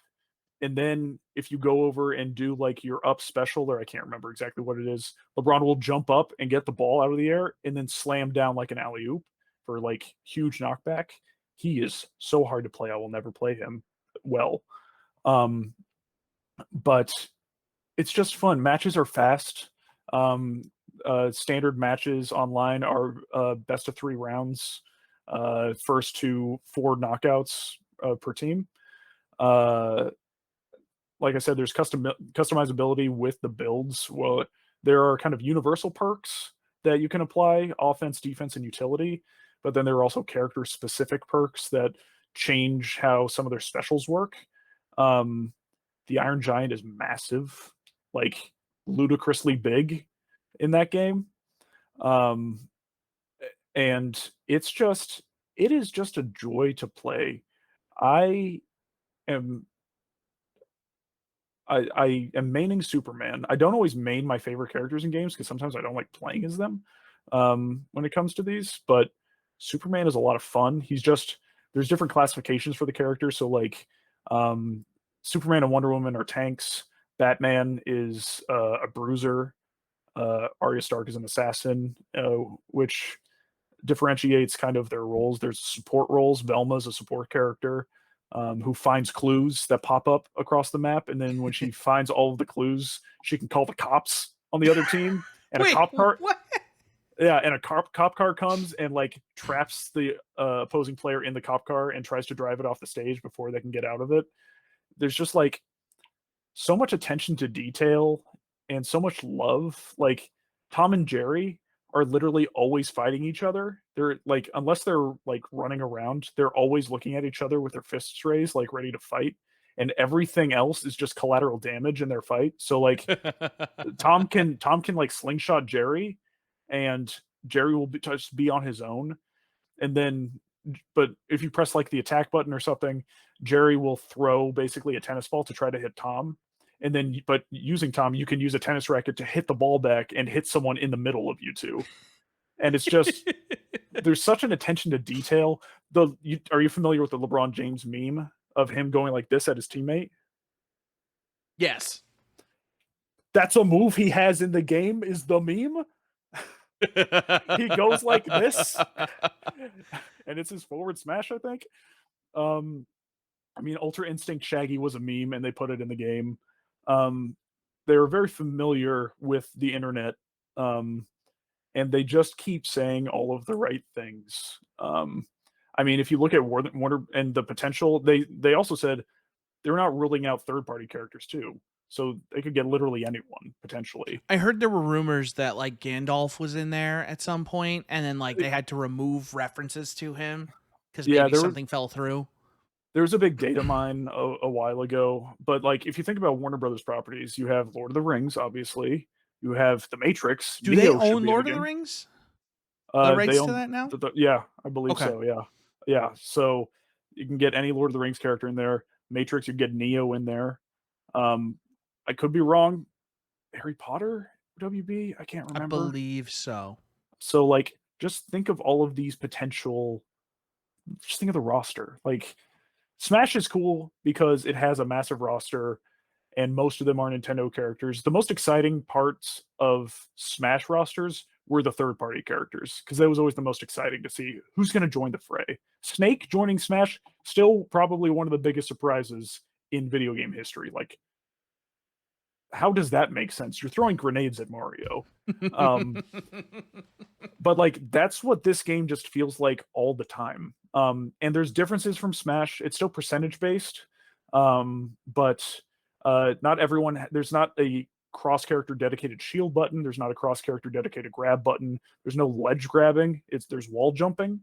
When you're in the air, you get two neutral attacks. I think two special attacks and two dashes. No, you just get two you get two attacks, two jumps, and two dashes. So the mobility is off the charts in this game. You really have to spike people off the stage. Um, but it is like, and again, this is the easiest recommendation I can ever make because it's free to play. Um, Characters are relatively easy to unlock. So most of them are like 2 or 3,000 like in-game gold. You can unlock them obviously with premium currency if you want as well. But 2 to 3,000 gold maybe takes like maybe an hour, hour and a half's worth of matches. It's not that bad to be honest. And if you play with a friend, you get I think a 30% boost to both XP and gold gain. So if you play with a friend, you're just power leveling. Hmm. Um, it is a very well put together, well animated, addicting platform fighting game that for me is the perfect fit on the Steam Deck because that's I just keep doing the one more match type of thing.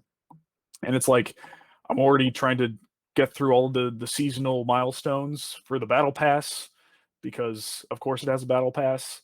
Um, but there's daily milestones to help the battle pass as well. The battle pass also you don't have to pay for with real money. It is just 300 in-game gold. At least this first one is.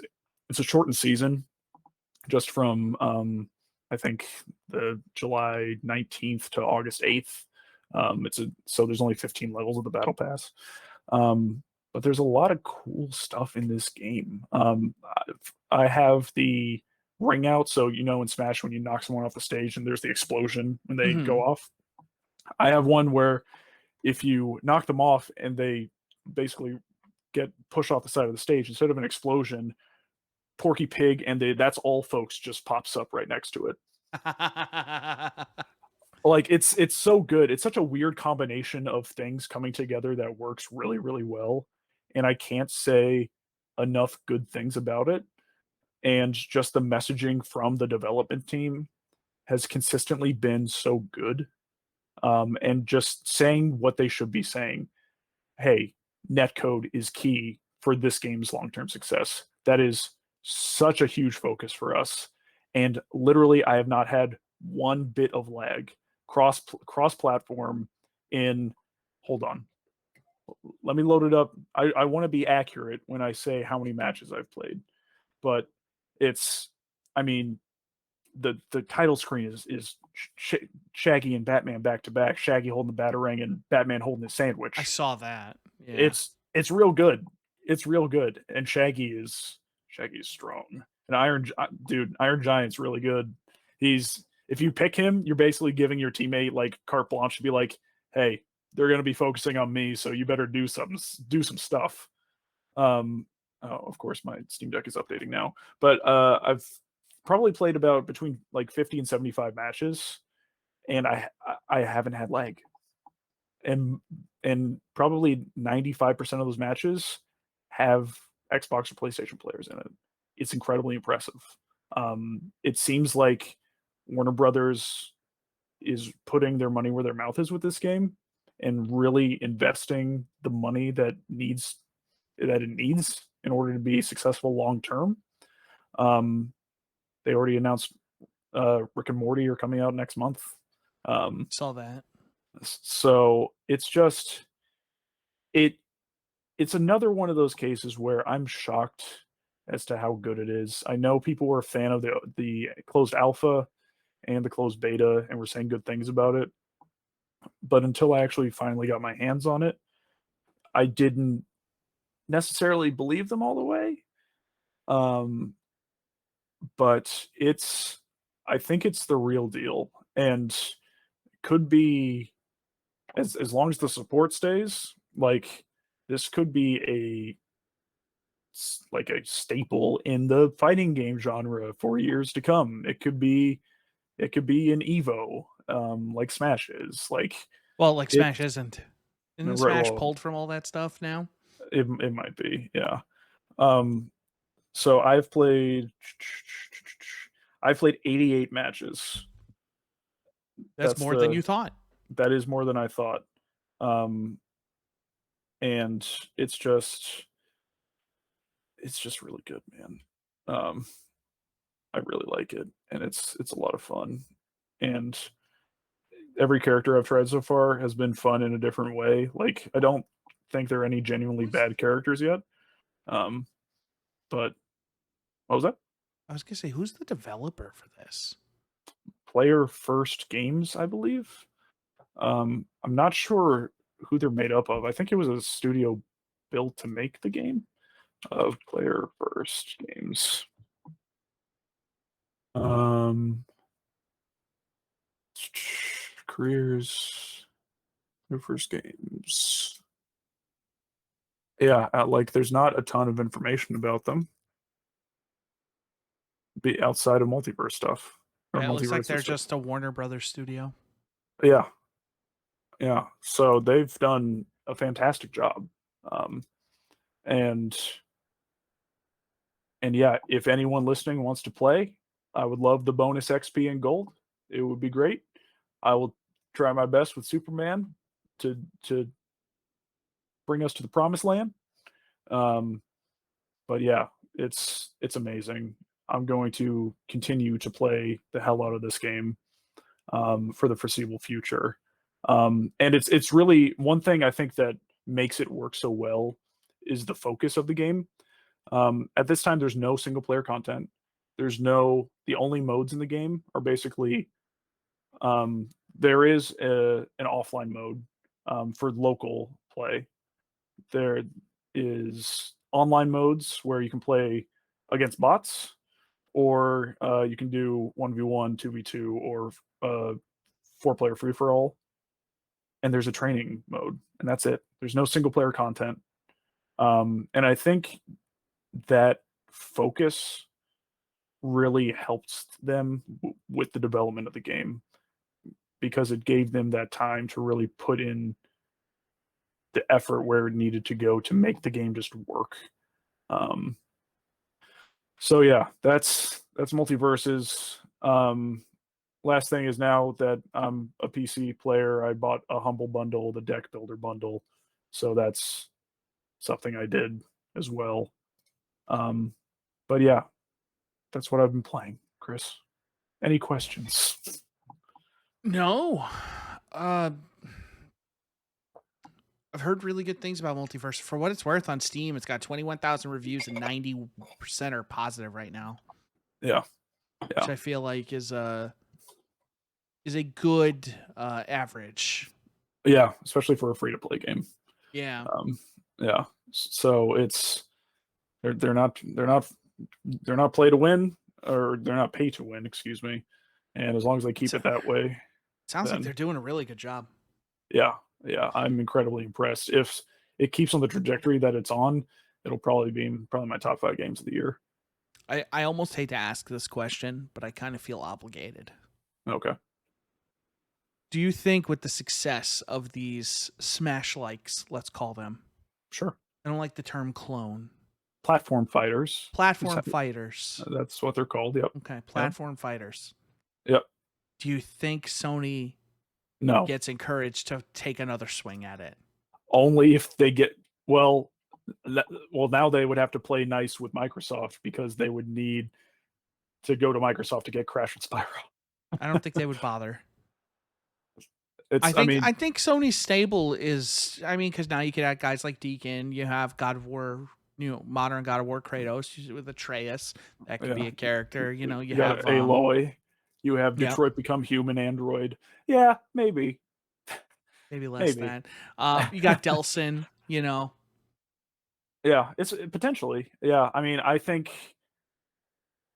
what I think if they did do that, I don't think they should go back to the All Stars battle system of only being able to kill with I think they would finishers. just have to do a regular They would, thing, kind of yeah, like just like they kind of have to be more like everybody else, and they would just have to rely on their stable of characters. Maybe a Nathan Hale finally makes it this time. You know, yeah. instead of It's dude from Starhawk. yeah, dude from Starhawk. Get Dart in there finally, like he was supposed to Yeah, be. get Dart, bring Isaac Clarke back. I mean, I would love it. Like, there's a lot of good platform fighters out right now. Like, Rivals of Ether has a ton of awesome mods for it. Again, going back to there's a Hollow Knight mod with a full move set and animations and stuff.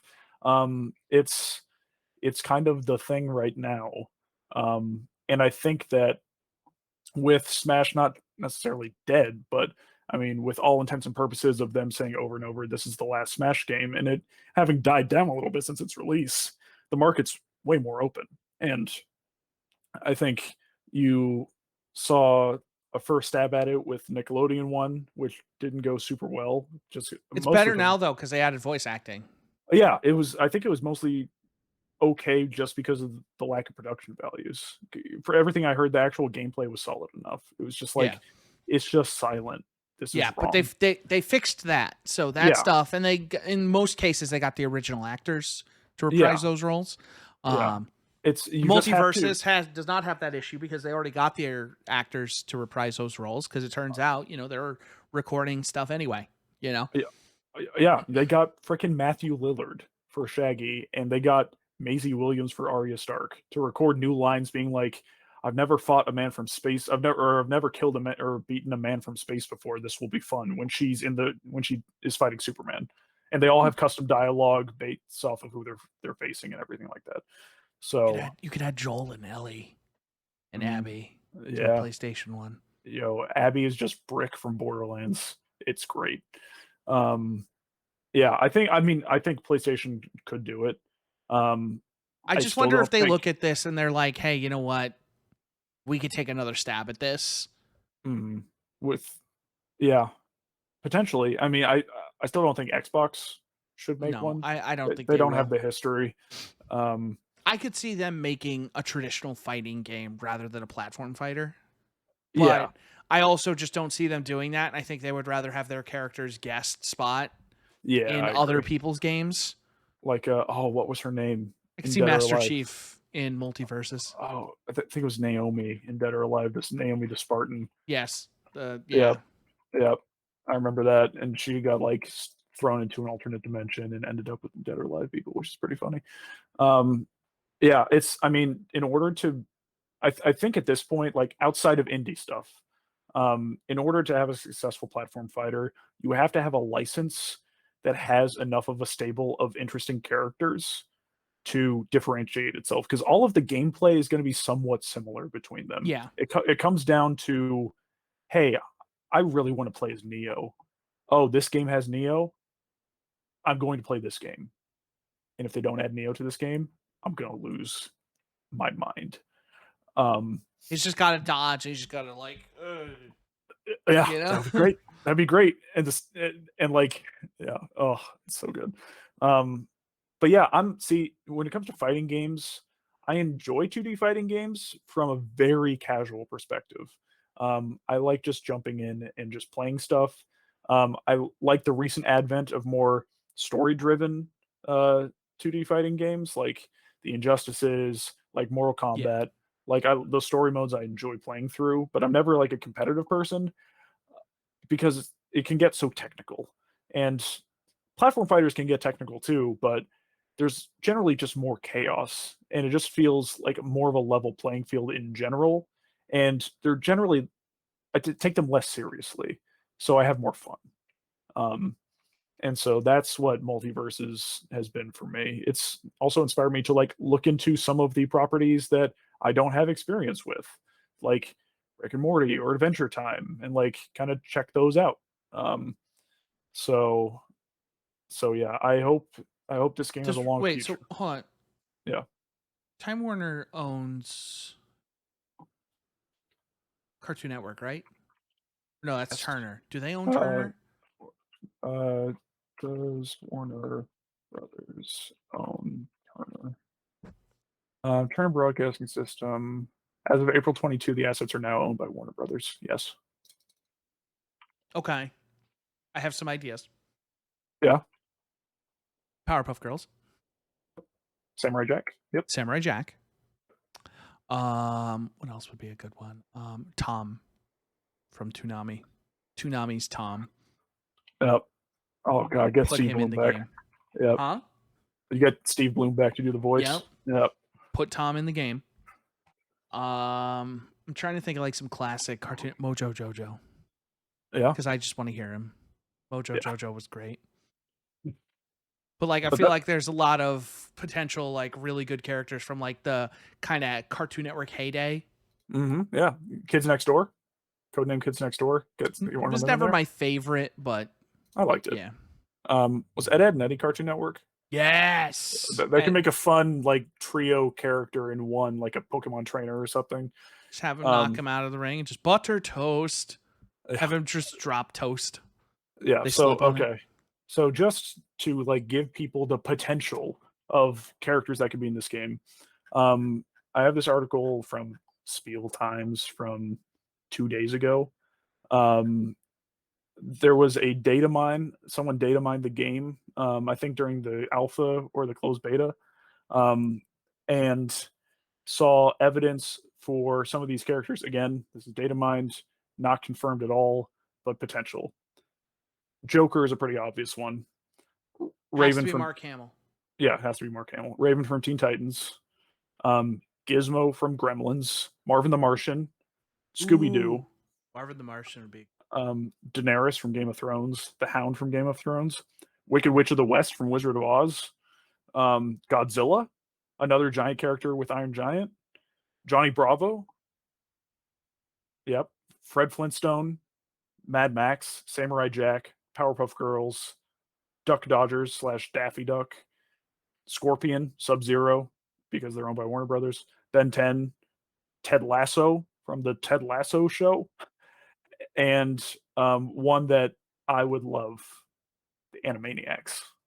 Ooh, that'd be You a could good throw, one. if you want to go a real deep cut, go freaking Freakazoid. Love Mm. Freakazoid. But I mean, Harry Potter, Beetlejuice.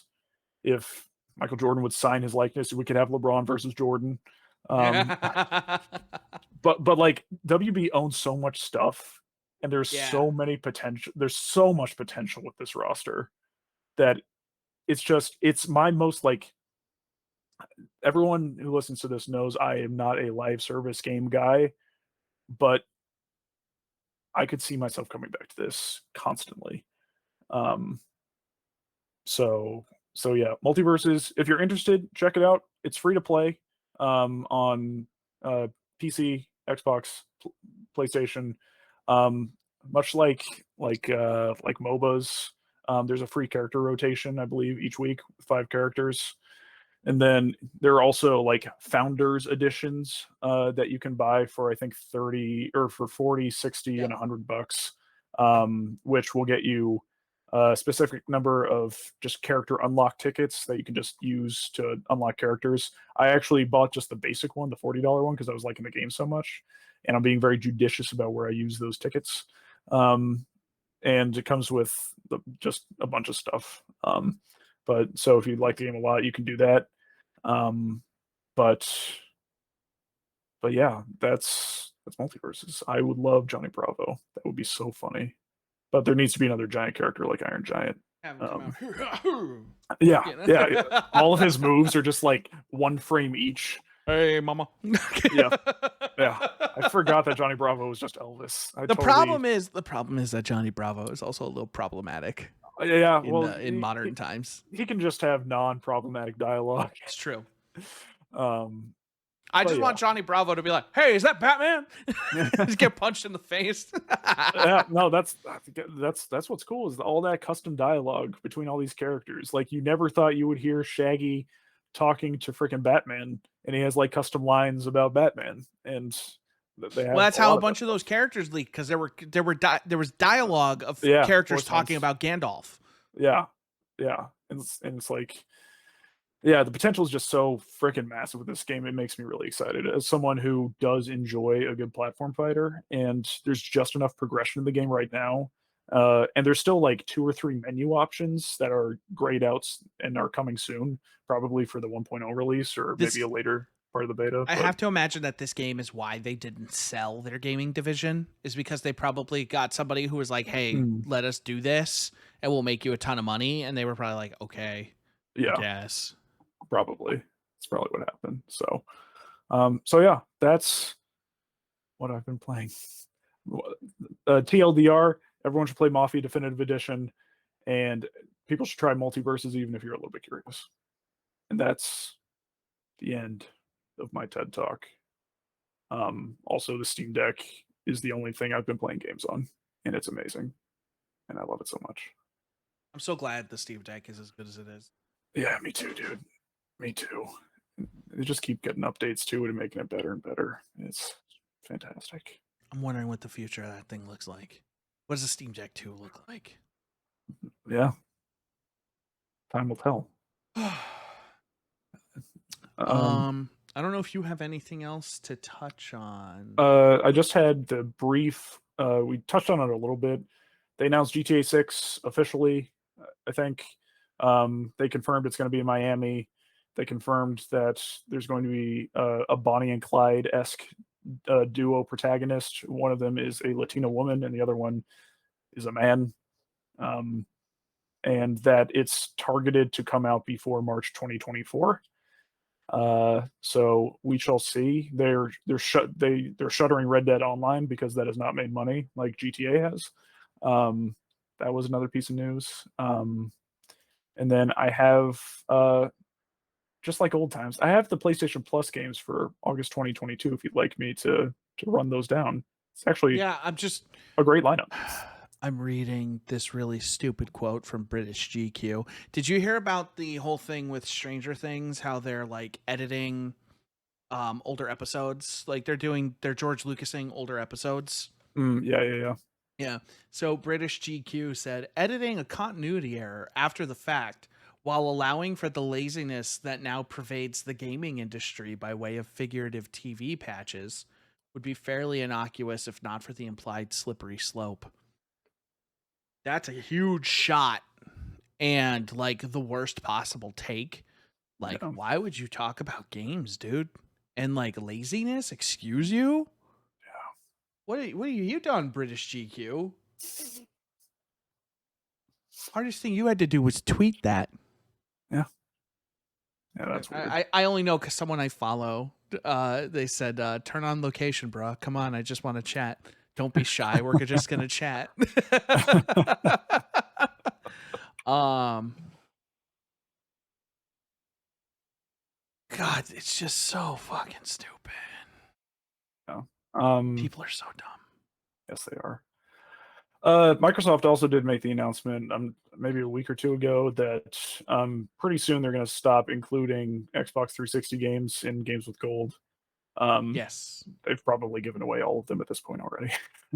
So I think that was the um, issue.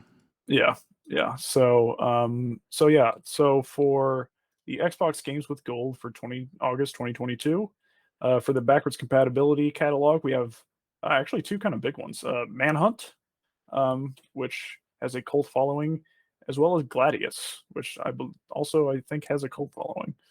Hmm. And then for Xbox One, there is Speed Limit and Airy Sky Castle. For PlayStation, for Strong PS4, lineup. for PS4, start off with Little Nightmares, which has good reviews. Then Yakuza Like a Dragon, which is huge for PS4 and PS5, and Tony Hawk Pro Skater 1-2 Deluxe Bundle for PS4 and PS5. That's a lineup. Yeah. Um, I'm excited for that because I never actually got around to playing the Tony Hawk remakes, and I love those first two games. So I will be adding that to my PlayStation library. Yeah, I think I got them on an Epic Games Store sale at some point. Yeah, I ended up getting them for like $10 or something. I yeah, gotta play through them. that's another dangerous thing now. Becoming more of a primary PC gamer is that I'm actually paying attention to like Green Man Gaming and Humble and stuff. Make sure you use my link. Do you You have have one the for updated link, right? Do you I have do have one for Humble. Yeah, Okay, yeah, they're I'll all go through they're all below my Twitch. Yep, I'll go Make through sure the you links have the every time. updated link because the old link doesn't work anymore. They Gotcha. changed providers. I see. But yeah, I think that's pretty much it. I was trying to look around for any other kind of, excuse me, big news, and I don't really see much. I know Sony is adding all of the Yakuza games to their extra and premium lineup over the next couple months. Okay, that's cool. So they will have all 8 Yakuza games. Nice. I think they said 8 Yakuza. Yeah, because including 0 and Like a Dragon. So yeah, 0, 1, 1, 2, 2, 3, 4, 5, 6, Like a 6. Dragon. Yeah, like a dragon. Yeah. Yep. Yeah. Yeah. This was mostly just there's a lot of reminiscing this episode. Good times. Both good and bad about times past, but we now both have GTA 4 installed and just need to tell Tony to do it. Yeah. And a lot of looking forward. So yeah. Do you have anything else? No, I don't think so. I'm hoping my phone's not broken. Or my Yeah, pay. yeah, I was gonna say you should get the phone and the paycheck situation figured out. Thank you all for listening. Stay tuned for our YouTube. We've been uploading the Maddening. Yes. Hope you've been enjoying it as much as we enjoyed recording it. Episode 2 went up a week late. That's my bad. It's all good. So yeah, we have recorded through I think episode 8 or 9 for the first session. I can tell you, but I believe I want to say it's 8. I think it's 8. So we will be working on. It is 8. Okay, we'll be working on finding another time to do some more bulk recording. We have talked about alternating, so we may potentially be recording a surprise game that you'll have to subscribe to the YouTube channel to find out about. I think too we could always do something on here. You know, we have the technology. You know, we could record something like on a weekly basis here, and then like Maddening, I would like to do in person because I feel like that's a fun thing. But like we could also do other stuff where we just kind of do it through this. Yeah, I'm with you on that. I'm with you. So yeah, keep your eyes out for the Maddening. You can follow me on Twitter at rporlando91, and you can follow my brother Chris. Double meaning. At What's your brother's Twitter? Shout out your actual brother Chris. I have a blood brother Chris, and then I have this brother Chris. Spiritual blood. Indeed. And yeah, thanks for listening. And we will be back. Who knows? Maybe it'll be a couple weeks. Maybe it'll be a month, like originally planned. It'll probably be sometime related to August. Yeah. So yeah, thanks for listening. And yeah, we love you.